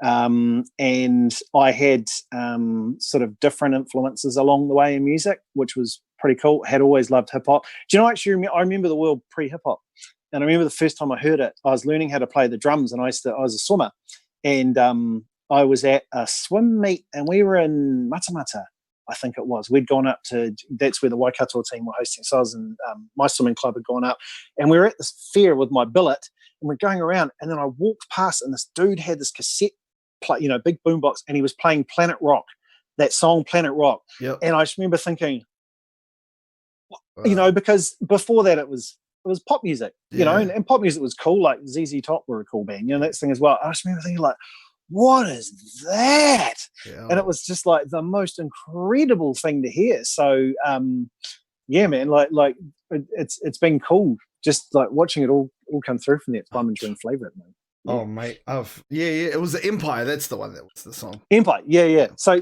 then such a great clip. Yeah, but it was before she was in the band. So they were quite a different kind of band. Like I think it was Behind the Front? Might have been the first album. Yeah. Man, I can't forget the name. No. Fergie wasn't in then. No. Yes. Yeah. So Behind the Front. I think that might have been the first one that came through. Have you seen the documentary about the chick that was in the first band that you're talking about and how she chose to go? It's on YouTube, man. It's the first chick that they had, and she chose to. She couldn't. She sang on Joints and Jams. Yeah, really? But she was actually a member of the Black Eyed Peas. Ah, yeah. They were different. They were so different. Like Fallen Up was really the track I thought that set them up. And you're like, wow, this has got a cool sound to it. It was a very different sort of feel of it, sort of at the time. So yeah, man, I love my old school. That's the peak of music for me. All right, man, we're gonna get through some viewer questions, some chat questions. This one is from the mighty Unga from the Rock of Nui. He says, if you could one out anyone in the world, in New Zealand, who would it be and why would it be Mark Perd? It'd be Peard. Peard, sorry. It'd be Peard. Oh, I love Peard. So it'll be Peard because I figure like he skips leg day. So I think I can get him on the balance on leg day. He's much bigger and stronger than me though. So I've got to technique him, but it would be that one. Double leg takedown. Yeah, double leg takedown. Get him in the side control, and you'll be sweet, mate. Just for kicks, says better space place or place, Paul Street or Scott's Drive. Better space place, Paul Street or Scott's Drive. I think it might be Spacies. Spacies. Yeah. Oh man. I don't know. No, for me. You got to remember though, like I'm probably way older than that. So for me, I'm from the era of wizards when there were things called wizards tokens, and that was about as cool a thing as you could get. So you gave your money in, and they gave you special tokens to put in the machines rather than the 20s. Yep. So my game that I was real good at after swimming was gyrus because my sister had a 20-cent piece collection, idiot, and she went away for a year, so then she didn't have a 20-cent piece thing, and I could get to Earth. Oh, hey, this one is also for Just for Kicks. He says, "What's your thoughts on the high school top 200?" Oh, I love it. I think he does a great job. I think it's really interesting. I know that a couple of the agents I've spoken to hate it because they're like, no, don't build the kids up. You know, it gives them high expectations and stuff. And I'm like, oh, I can understand a little bit, but I think it's fun. Like it's a great thing to have. You know, like it's all very subjective. And it's something that if they do get into that later on in their life, they're probably going to get put up against them anyway. So why not learn it early? You know, the ESPN, ESPN rankings, here's the top 300 players. Like, whatever, but I think it's really cool because it's allowed someone like me to be able to stay in touch with how my old school's going. And as you get away from things and life changes, there's always something very earthing about how you do care how your old school's doing at something. And when you hear someone from the school doing anything, you're like, yeah, let's go. It's a cool thing to have. So I like the top 200. I think Herschel does an amazing job on it. All right, this is from my resident troll, Fiasco. She says, favorite spot on the East Coast besides Mahia? There is no spot on the East Coast apart from Mahia. Mahia's Hawke's Bay, by the way. Oh, man, East Coast apart from Mahia. I like Tolaga. Tolaga's cool. It just it looks postcard, giant wharf to nowhere is pretty darn cool. So yeah, I mean I feel really fortunate that that Kaioku is our marae in Mahia points up north towards Gizzy, and it's a beautiful place. It's funny that when Taika made Boy. Yep. It was funny having a look at that because I figured I'm actually about the same age as the character Boy would be. Oh. So much of that sort of reminded me of like being around Mahia. Like and, Western. Everyone's called Western. There's Western there, So we used to go down when you go to the Mahia store and you'd get like one of those plastic dog whistles, the shepherd's whistle. Yep. And that was when I knew I was on summer holiday, trying to whistle that thing around. Yeah. Oh, this is another one for Fiasco. She said, favorite show you've done or most proud of?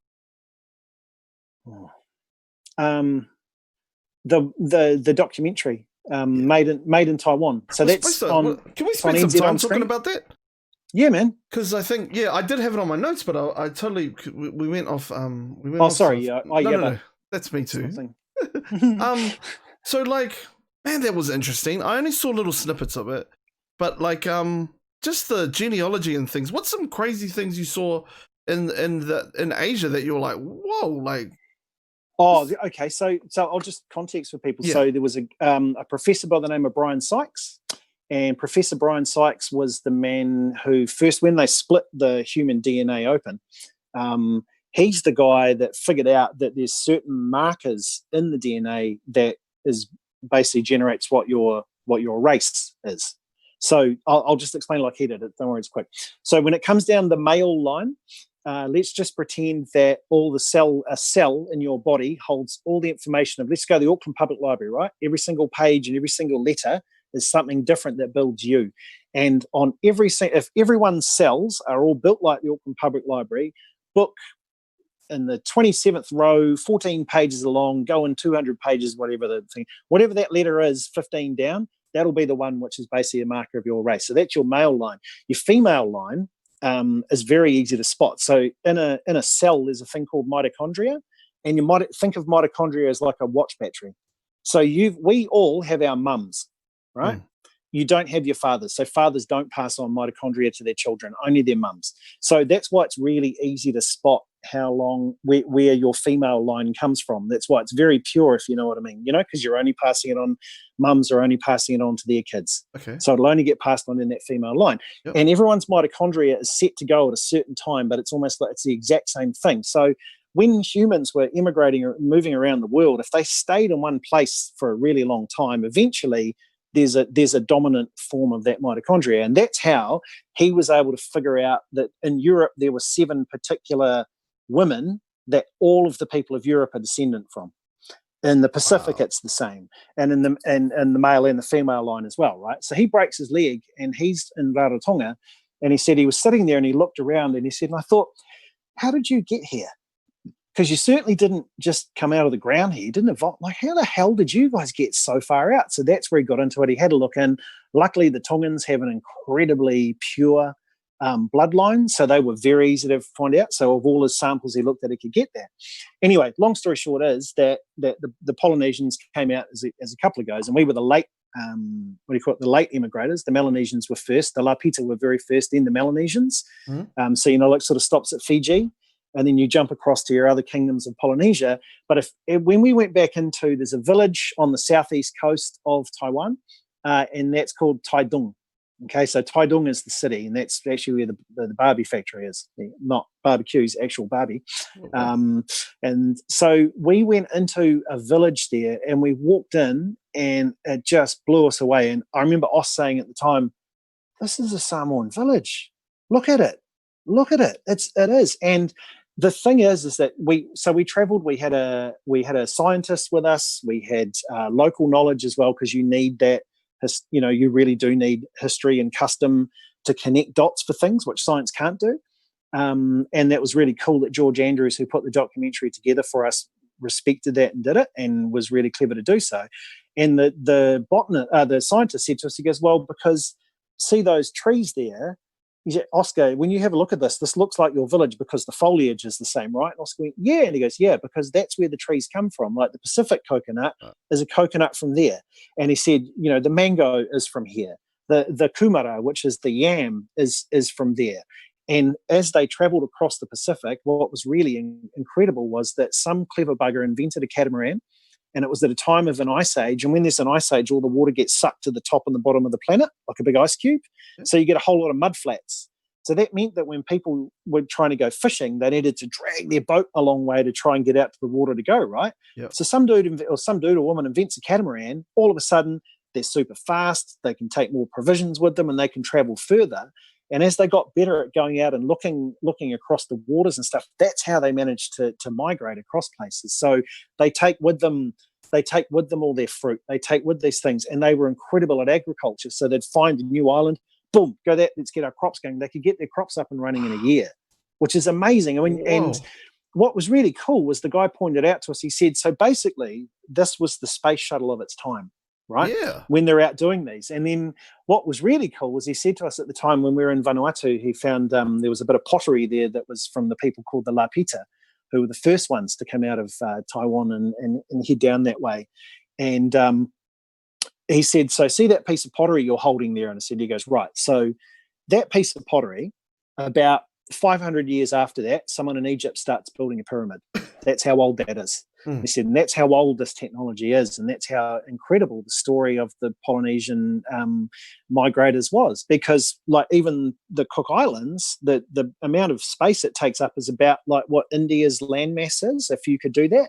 And he said, so their genius was they'd be on one island and they'd be going really good, and then they go, okay, so our crops are low on this one. Everyone on the waka, we're heading over to our other island. We're going to let this one replenish, and now we're going over to Coconut Island. Now we're going over to Fruit Islands. Now we go, and that's sort of how they went around. And so in that, they developed incredible navigation skills of being able to look at the height of the water. So a warm current sits higher than a cold current. The way that the stars go. And one of the coolest things we heard was from a guy who navigates by the stars, and it was up in Rarotonga. And he was great. He qualified it. He said, look, I haven't heard this theory from anybody else. This is mine, and I think it's right. And he said, so when I navigate to New Zealand in summer, the way I head to it to hit the North Island is I have a look and see where Orion's belt comes out of the water, right? He said, so when the stars rise, that's where I head to every night when it's dark. I go to that. And he said, so what's the story of the North Island in Māoridom? And I said, well, Maui fished it up with his grandmother's jawbone. He goes, what does Orion's belt look like? It's like a jawbone, right? So yeah, and he goes, my belief is that it's one of the stories to help you remember where to go. Always head towards where the jawbone is fishing the island up.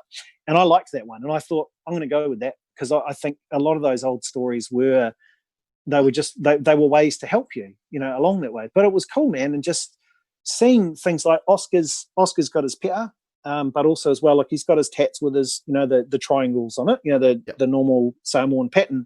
We go into this village in Taidung, and there's a little dude with almost the exact same tat. And then through the interpreter, he says to Oscar, tell me about your snakes.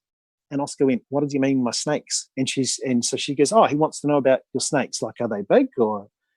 And Oscar was like, was he talking about what?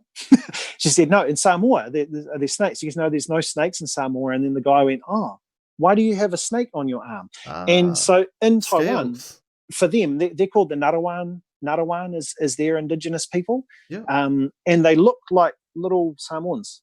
Like short Samoans. Their faces are exactly the same. They look incredibly Polynesian. And that's why he wanted to know. And he went, it's funny that you've got that, but you don't have snakes. Well, this is what we have, so that when we go up into the jungle, the snake knows that we're powerful too, so not to bite us. So that's how we order them away. And he said, so you can go bow hunting when you're 15, you're allowed to go up, but you've got to have your tattoos.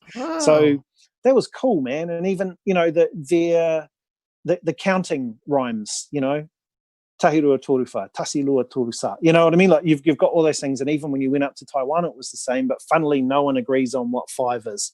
So, So it's just tons of things like that. But that was a blowing away moment to get there and realize that actually the indigenous Taiwanese actually look more like Polynesians than they do like Chinese. But then the Chinese only look like that because of the Mongols, because when Genghis Khan went around and conquered all the indigenous tribes, he'd have his men basically rape all the women so that they looked like him. That's why they look like that. Man, I'm a big fan of Malcolm Gladwell.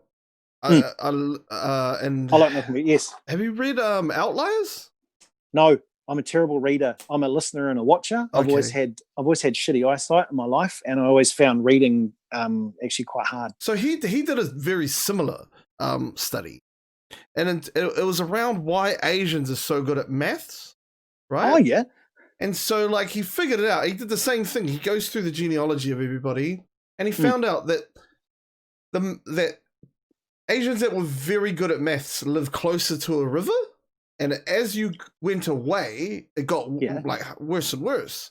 And the reason was because rice was their currency, and rice was only made next to the river.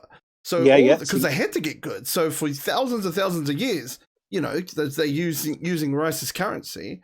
And then as you went out, the thought process of math didn't really, didn't matter as much. Yeah. Oh, that is fascinating, bro. That's cool. Crazy, yeah. He also, because Outliers is a book just around things that are just like how things are so the way they are, and he goes into this place in Italy. It's this one. It's one of these towns in Italy in the middle of nowhere, and everybody lives till 90 or 100 there. It's just the way that it is. And he goes in it, and then he has a look deep into their genealogy, and it was a town of people that didn't go to war. So they were like, fuck, we're not going to war, you guys go, fuck it. Then so they all and because like no heart problems and the whole, like there's no diabetes, no nothing, and it's really. And then he goes in on Bill Gates. Then it's like, fuck, like why is Bill Gates like that? And then he goes into all that. It's a fucking interesting book, man.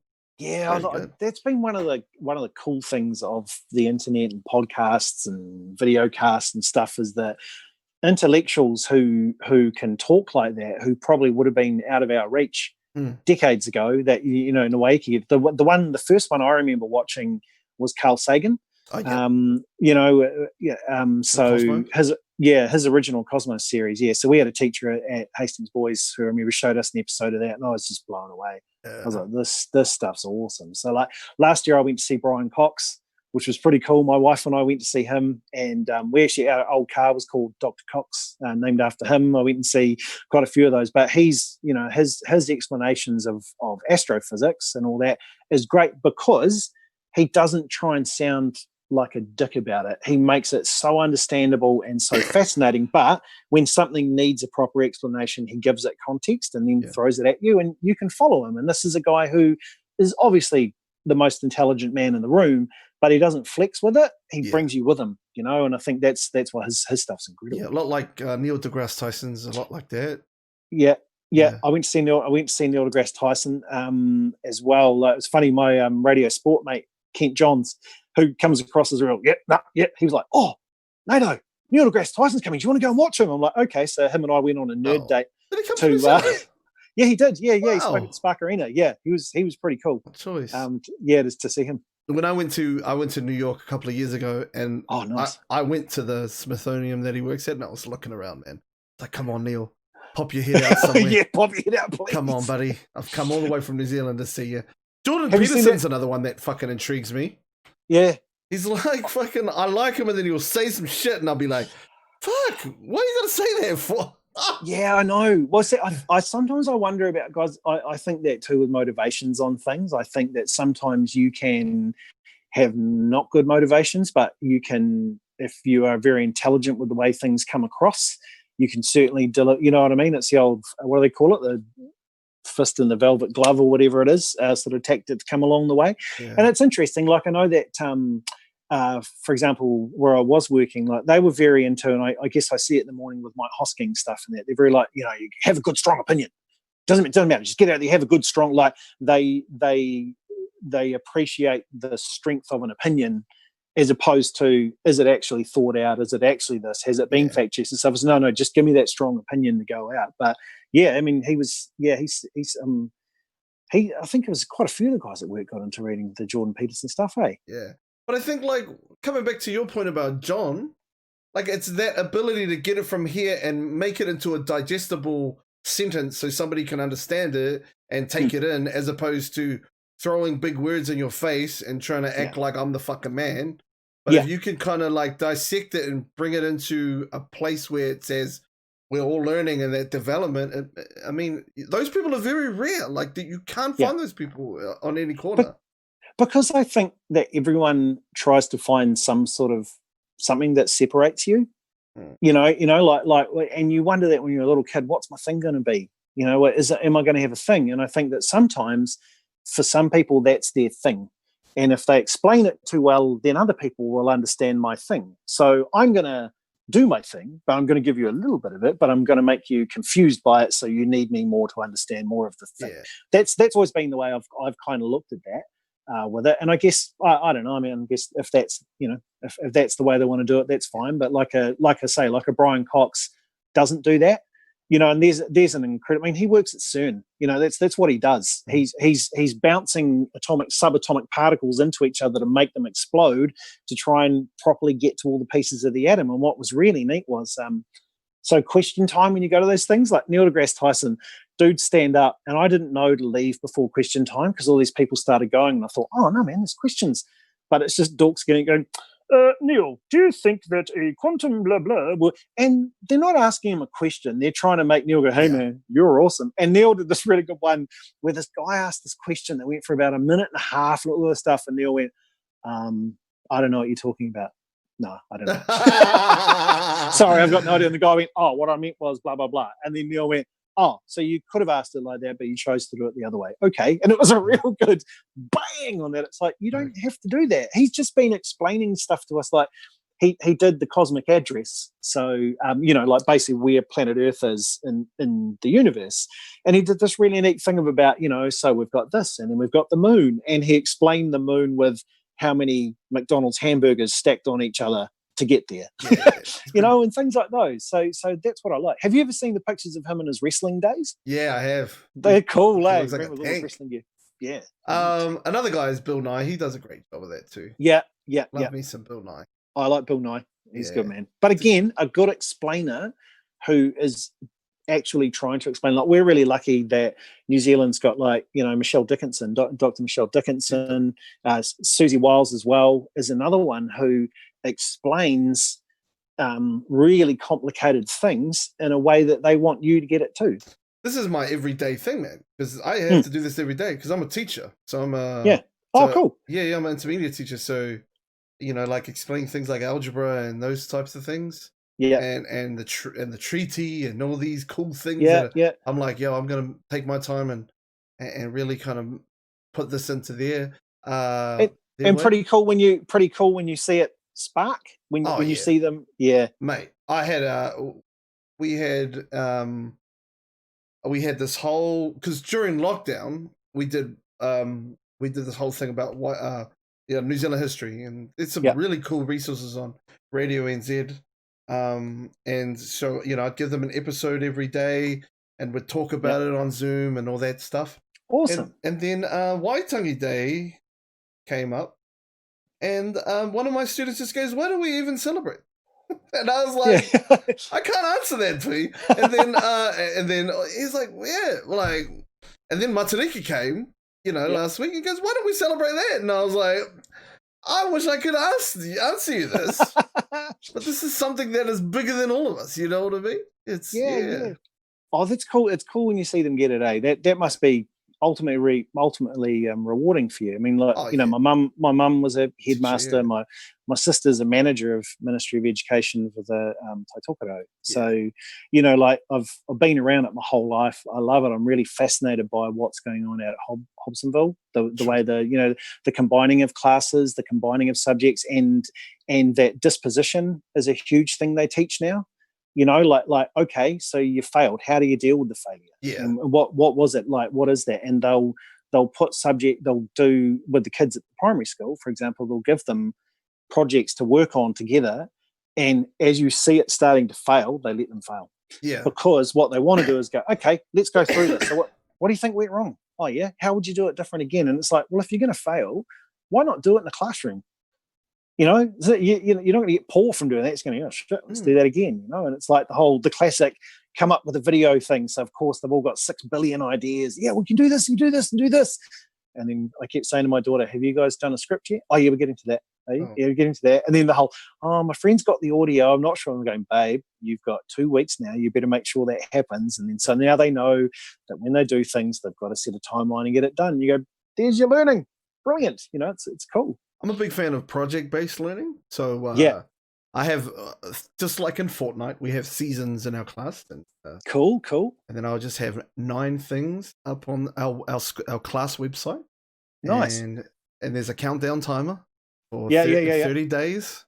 And they have, at the end of those 30 days, they just show me their projects. And we gamify. So I have XP and gold, and we have a store and all these things, and we do boss battles, man. Boss battles are the best. So I have these cards, right, and they have random bosses on them. So it'll be Darth Vader, and he's got like all these, and he's got an HP, he's got a He's got a health bar, and I'll put up a tester, or a boss battle, and everybody that gets a right answer is 10 hit points off.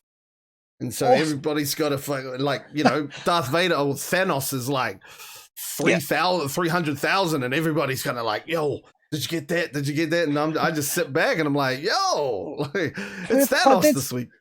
But that's good. But that's a great thing, because you get so many, you get people that haven't been in schools for years going, why don't they do that in schools? It's like, you'd be surprised that, what is being done in schools now, and things like that are great, bro. I mean, like, there's going to be kids that will remember that their whole life. Like, everyone's got teachers they remember more than others, and ones that helped you more than others, and you know what I mean, the ones that you felt like cared. Like in our school charter, there's a beautiful thing which the principal put in last year, that Maury Abraham put in, and one of it was at the end of the year, every student should be able to name 2 adults at Hobsonville Point School who believe in them. And it's a great thing, because it actually puts the onus back on the staff as well. Like, to go, okay, you guys get in there and do these. Like they need to feel believed in to do things, and I think that's probably why I'm really sunny about the way I look at Gen Z. I love them. I think they're a good little bunch, man. Like, that I know that one of the funny things is that we've seen is that because a lot of the Gen Z that you speak to, they're really funny with millennials. Hey, you're like, like, what they go? They're just posers. They said, "Oh, care about the planet." They don't do anything. They're really like, you're like, oh wow, really? Poor millennials. They haven't even had a chance to be that they're old guys already. So it's all right, I've got 4 more of these questions. Sorry, we'll get back to it. If the Titanic was sinking and there was one room for one other person on your in your door, would you take Petra or John?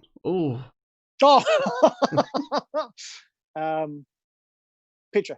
There we go. Easy. Yeah, got to be paid. I saw it. I heard a great thing once on the Dan Le Batard show where they were talking about that final scene in Titanic would be way better if the camera pulls away and they're fighting over the door. Like, that would be way cooler than just someone on the door and slipping away. I take Petra. John's a very good swimmer. Okay. Next one. Who would win in a street fight? David Seymour or Winston Peters? Oh, I saw about that. What about that? What about that? There'll be 3 sounds. One is my face hitting you. You know what? Actually, here's the thing. David Seymour is a young, fit man. I love my fight sports, love them to death. And you've seen this plenty, that Winston's got about 15 seconds to win that fight. I think David's actually got the feet to move around and take him. I think he has. When he's got to punch his chance, he's got to punch his chance. Power in the we don't know how the hip's feeling at the moment. He might have a little... bit of that. Yeah, you're right. Yeah, a bit of that too. Might have had a bionic hip put in, but yeah, David is. So he's one of those guys you can't underestimate him. You saw him in what he did, the Dancing with the Stars thing. He's got fitness. He's got a bit of footwork. Here's another thing too. David doesn't look like a guy that's ever been punched in the face before. Okay, there is that. Winnie looks like he's been in a couple bar fights with old Jake the Muss. I'll put that out there. I tell you what, I might take the experience over the youth.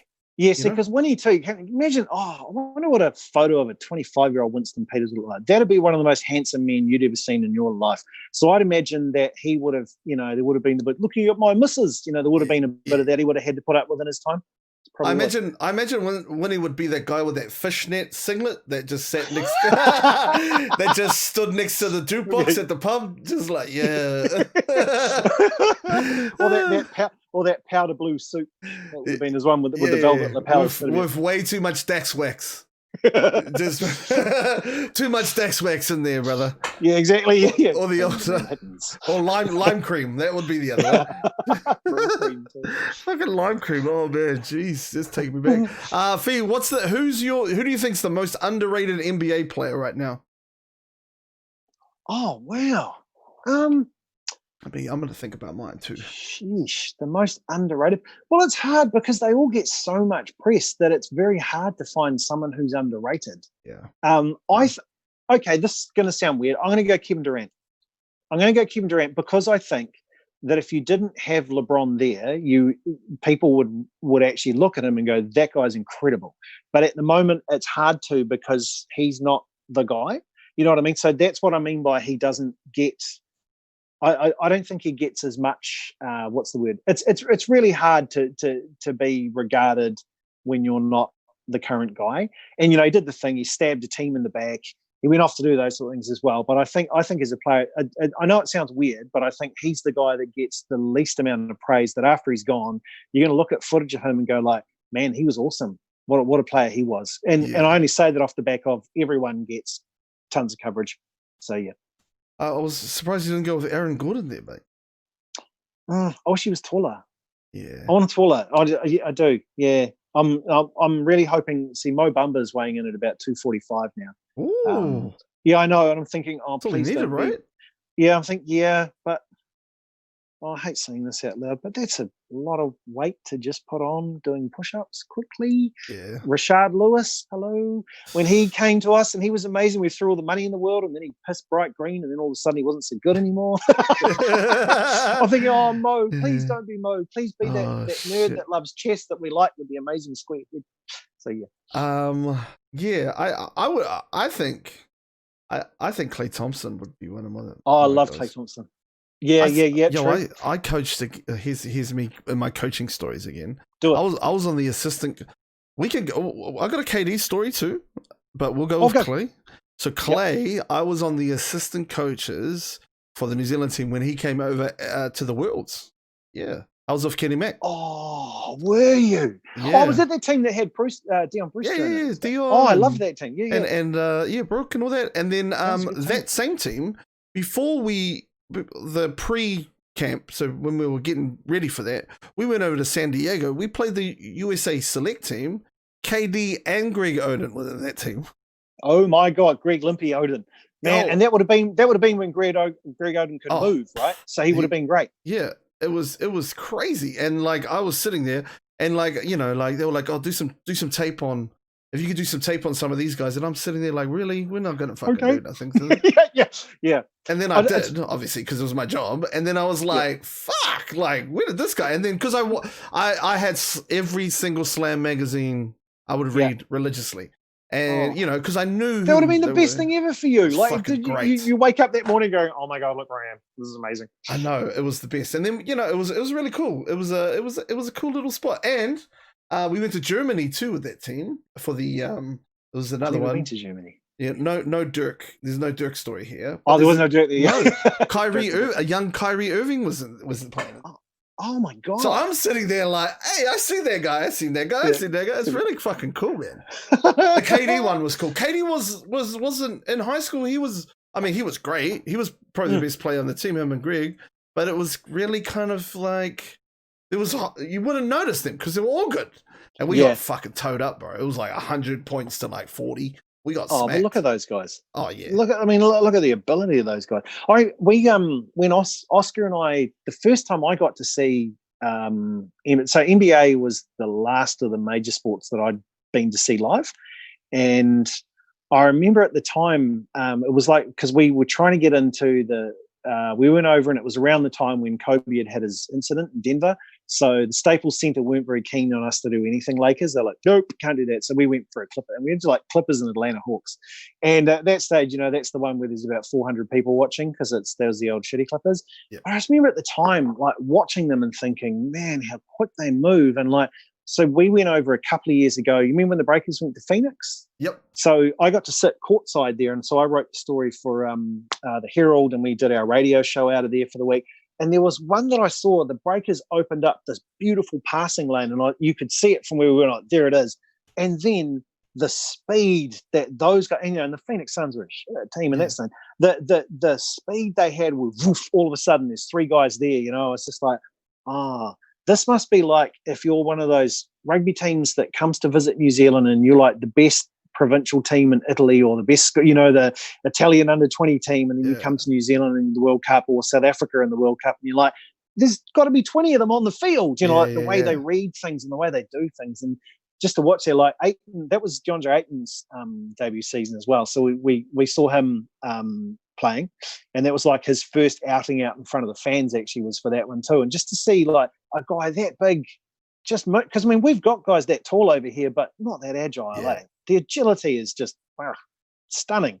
And the first time I went to an NBA game, I couldn't stop watching the screen because I thought I was watching the TV. you know? And then I was like, I had to check myself, like, fuck, mate, you're here. Like, fucking watch it. Yeah, this And is then, it. oh, Yeah. shit. And then I'd watch it. First game I went to was Clippers. It was Clippers and Golden State. And it was the Golden State's 73 win season. 73? Oh wow. Yeah. So look, I mean, you know your basketball, like that. The way that team played, is like, man, if any team could play like that, you'd be so happy. Oh, well, it's a motion system, so everybody's kind of pass cutting. But what's really cool about, and here comes the geek in me, what's really cool about their system is the way they set up. So they run a very similar secondary transition to Carolina does, North Carolina, which I also spent a month with Roy Williams. Did you? Fuck, bro, that dude's my G. Anyway. So Golden State they run a Carolina secondary transition, which has a back cut always, or not always, most of the time. And then it goes straight into like motion, like straight away. And I'm like, holy fuck, this is great. And then I go back and I'm like, I'm going to try that. There's no fucking way any player would understand, you know? Because it's a read, like, okay, if this cuts this way, we're going to go and play. Like, and I asked Roy Williams, because I saw that and I was like, how do they do that? And he goes, it's all off reads. Because if somebody goes this way, they run one set. They run that way, they run another set. So you can't really do that with kids like in our area. Or anyway, because they don't have that IQ. Yeah, they don't read it yet, eh? Shit, like if this guy cuts this way, I have to go fill this gap. And then all of a sudden we're running, and that means we're running 75. And you know, like stuff like it's crazy, bro. Like So hang on, let's talk coaching for a second as far as league goes, right? So I think that a lot of the Warriors, and I think a lot of the fans, kind of parrot stuff that they see on the NRL shows, okay? And I have a look at this, and the thing is like, just the classic ones. You beat them up in the middle, and then you earn the right to go wide, okay? And to me, I look at that and I go, well, that's fine if I've got those players, because all I ever heard for the last one was, oh, man, the Warriors need big forwards through the middle. Oh, we haven't got them. And if I hear that, I'm thinking like, so why do you continue to try and play that way? Like, surely you want to be in a similar thing where you do a Steve Kerr, you cook yourself up something that you got for those. I mean, it was Mark Jackson that drafted those two, wasn't it? The backcourt. Yeah. You know, and remember at the time he said they're going to be the best in the league, and everyone went, whatever. That dude from Davidson. Yeah, that dude with the poor ankles. Whatever as well. But, you know, it's the reinventing is to have a go with the resources that you have. And I think that I think a lot of the times it's that bit where I have a look and I go, what is the point of trying to out Melbourne because you won't do it? What is the point of trying to outroot? You know what I mean? Yeah. Try and find a resource you've got to be able to do something different. Don't try and emulate, because it's not going to work. I think it's like, when you think about it, it's very similar to what you talked about earlier with content and stuff. Okay, it's what's worked for donkey's years compared to what's working now. Like the content that we see online and the content that we see on Instagram and YouTube is connecting with people and engaging with people. And then, you know, like someone on TV at TVNZ will go, we're going to steal that. And then they'll steal them, but then they'll fucking but do it like this. And then they're like, no, actually. No. But because they're getting that money and they're like, okay, yeah, sure. You know, I'll dance. And then shit goes fucking, you know, south. And it's the same thing with basketball. It's like, you know, this worked for fucking the Lakers in the 70s and the 80s. And you know, nobody's keen to reinvent the wheel. Because the wheels are, I mean, we're going faster and we're going harder than what we did in the Stone Age. So, you know? Yeah. Well, because I got to do some work at Sky Sport, and Sir John Kerwin was there. Man, JK's, you should speak to him. You'd love him. He is a passionate individual who can talk about anything. You know, he's a really, really, really interesting guy.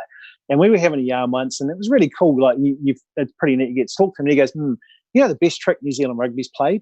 So what? He goes, convincing the rest of the world that they have to play like us. And he goes, because they shouldn't. He goes, it's stupid. That's not how they play. Like, he goes, South Africa need to look like a South African team. England needs to look like an England team. He goes, but for about a decade there, they were all like, oh, we have to be just like New Zealand. He goes, but they can't be because they're not us. And he goes, but in the same way as we can't be South Africa when they play their way or England play their way. And that's probably the thing that planted the seed in my head for the Warriors to go, like, if you are just trying to bash through the middle with guys that are giving it 100%, but they're just not the guy that's over there, you know, the guy David Fafita, you're just not him. Yeah. Well, then what's the point of trying to do that? Like MMA fights, why would you try and outstrike Izzy. Yeah. Why?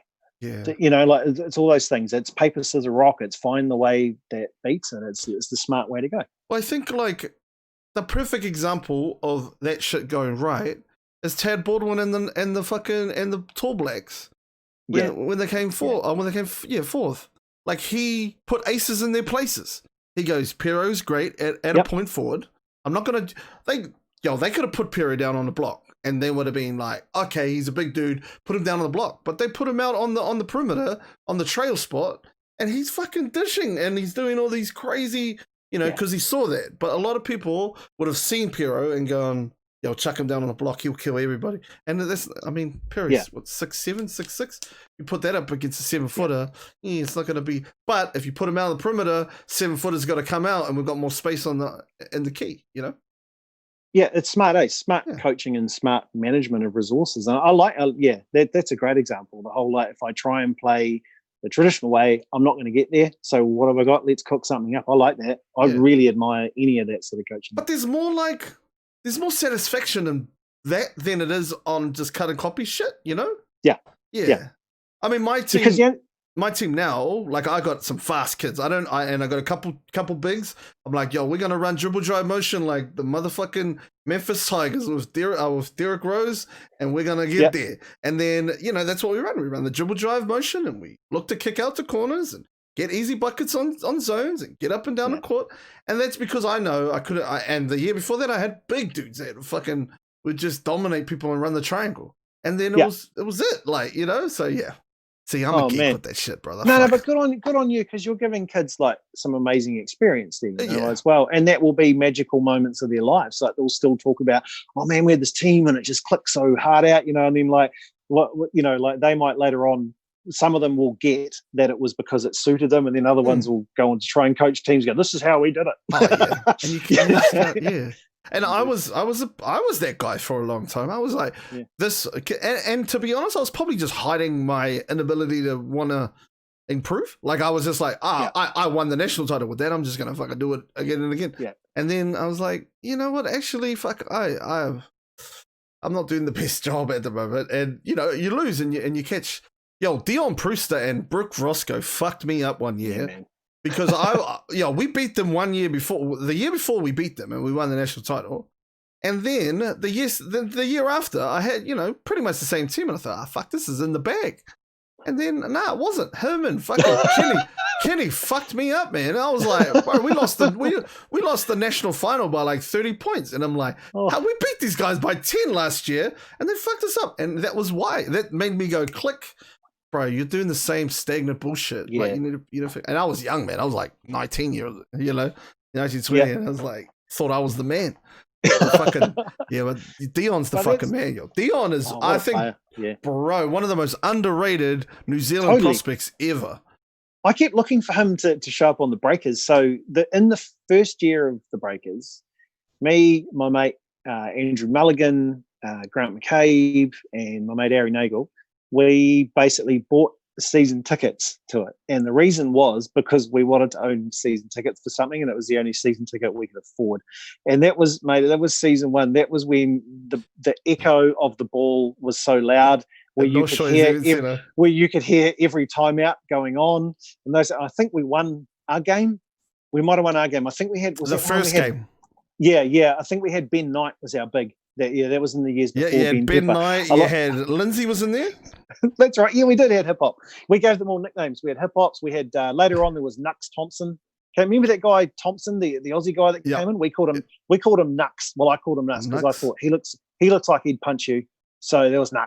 Bring on the toughness and a bit of that as well. But it was just so cool to go and see it develop. But I always kept thinking is this Brewster kid going to show up? And he never would, eh? But man, and what a cool story that was, though, eh? That family coming in from the Pack and Save and turning that in. I remember when they had like a season ticket holders meeting at the end of it. We all got to go in, and there's the family, and they're like going, if there was a dream list of players that we could get, who do you think it would be? And like we were going, CJ Bruton.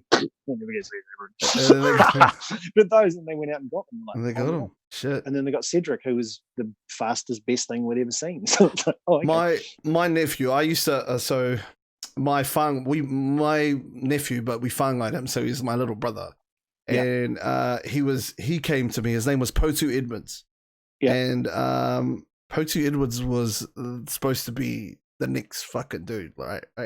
And then, bro, he had the highest points in one game at the Albury tournament. Fucking dropped like 63, and he was young as. And he was like, everybody was like, oh, fuck. And I was like, yo, let's get this dude. And then old fucking Dion Brewster comes the next year from nowhere. We didn't know where the fuck he came from.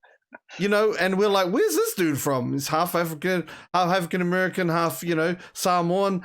And then they put them both on the same team, and they were just killed. That's the first year they won it. And, beat all these Victoria and fucking New South Wales and all these teams. And then, and there was all that. And then Potu just, my nephew just was like, oh, fuck, I've had enough of this basketball thing. Actually had enough, yeah. Yeah, I think that's the danger with a lot of it, is that you can just do, but it happens with everything. You can do just too much of something as a teenager to get there. And that burnout is hard. But I think sometimes people do put a bit, it's because they coach them out too hard. I don't think so. I think, you know what, there were dudes that trained really lazily who later on went, discovered beer and the club. That's what I'm doing, or just, it's just those. But that's pretty cool, man. What a bunch of players. Yeah. I was deep in that. I was deep in the Corey. I saw Corey Wilson when he was 12, killing people. Wow. Killing people. I was just starting.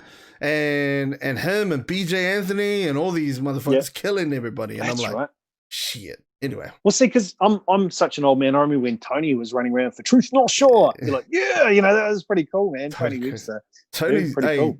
Since we talked about a coach that does the same shit, Tony runs the same offense he ran back.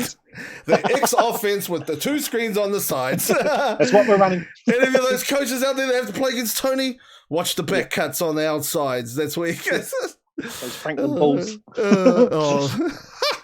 All right, dude. But anyway, bro, we're gonna let you go, man. Thank you so much. This was a great talk, man. Oh, choice. No, it was awesome to talk to you, man. Nice to get to meet you and keep polishing up those little Kiwi minds, eh? That's pretty cool, man. And like I say, I mean, I was just hearing you describe that before. They'll appreciate that. They'll appreciate that more than you know. And I know my mum, what was cool for her over the years was as she got older, like retired from teaching and stuff, all of a sudden these grown men would walk over to her and go, excuse me, Mrs. Rarere? Yeah, you were my favourite teacher. She goes, is that you, Farley? Oh, look at you, or something like those. And, that was a nice thing. And what was cool for me was when I started going around the country doing TV stuff, there's always someone, your mum taught me. She was not, she was really cool and helped me with this. And it's a lovely thing. So good on you. It's an all sorts of men. But anyway, we'll catch up on the DMs and we'll keep in touch, eh? Yeah, give me shit whenever Orlando lose, which is on the rig. Who am I to fucking do that? Shit, my team haven't won for fucking ever. I know. What is Casey doing getting his kids into the Knicks? I'm like, come on, man. Don't do that to them. The Knicks and the Warriors, dude. Oh, man. All right, dude. Thank you so much, eh? Thank you. Cheers, brother.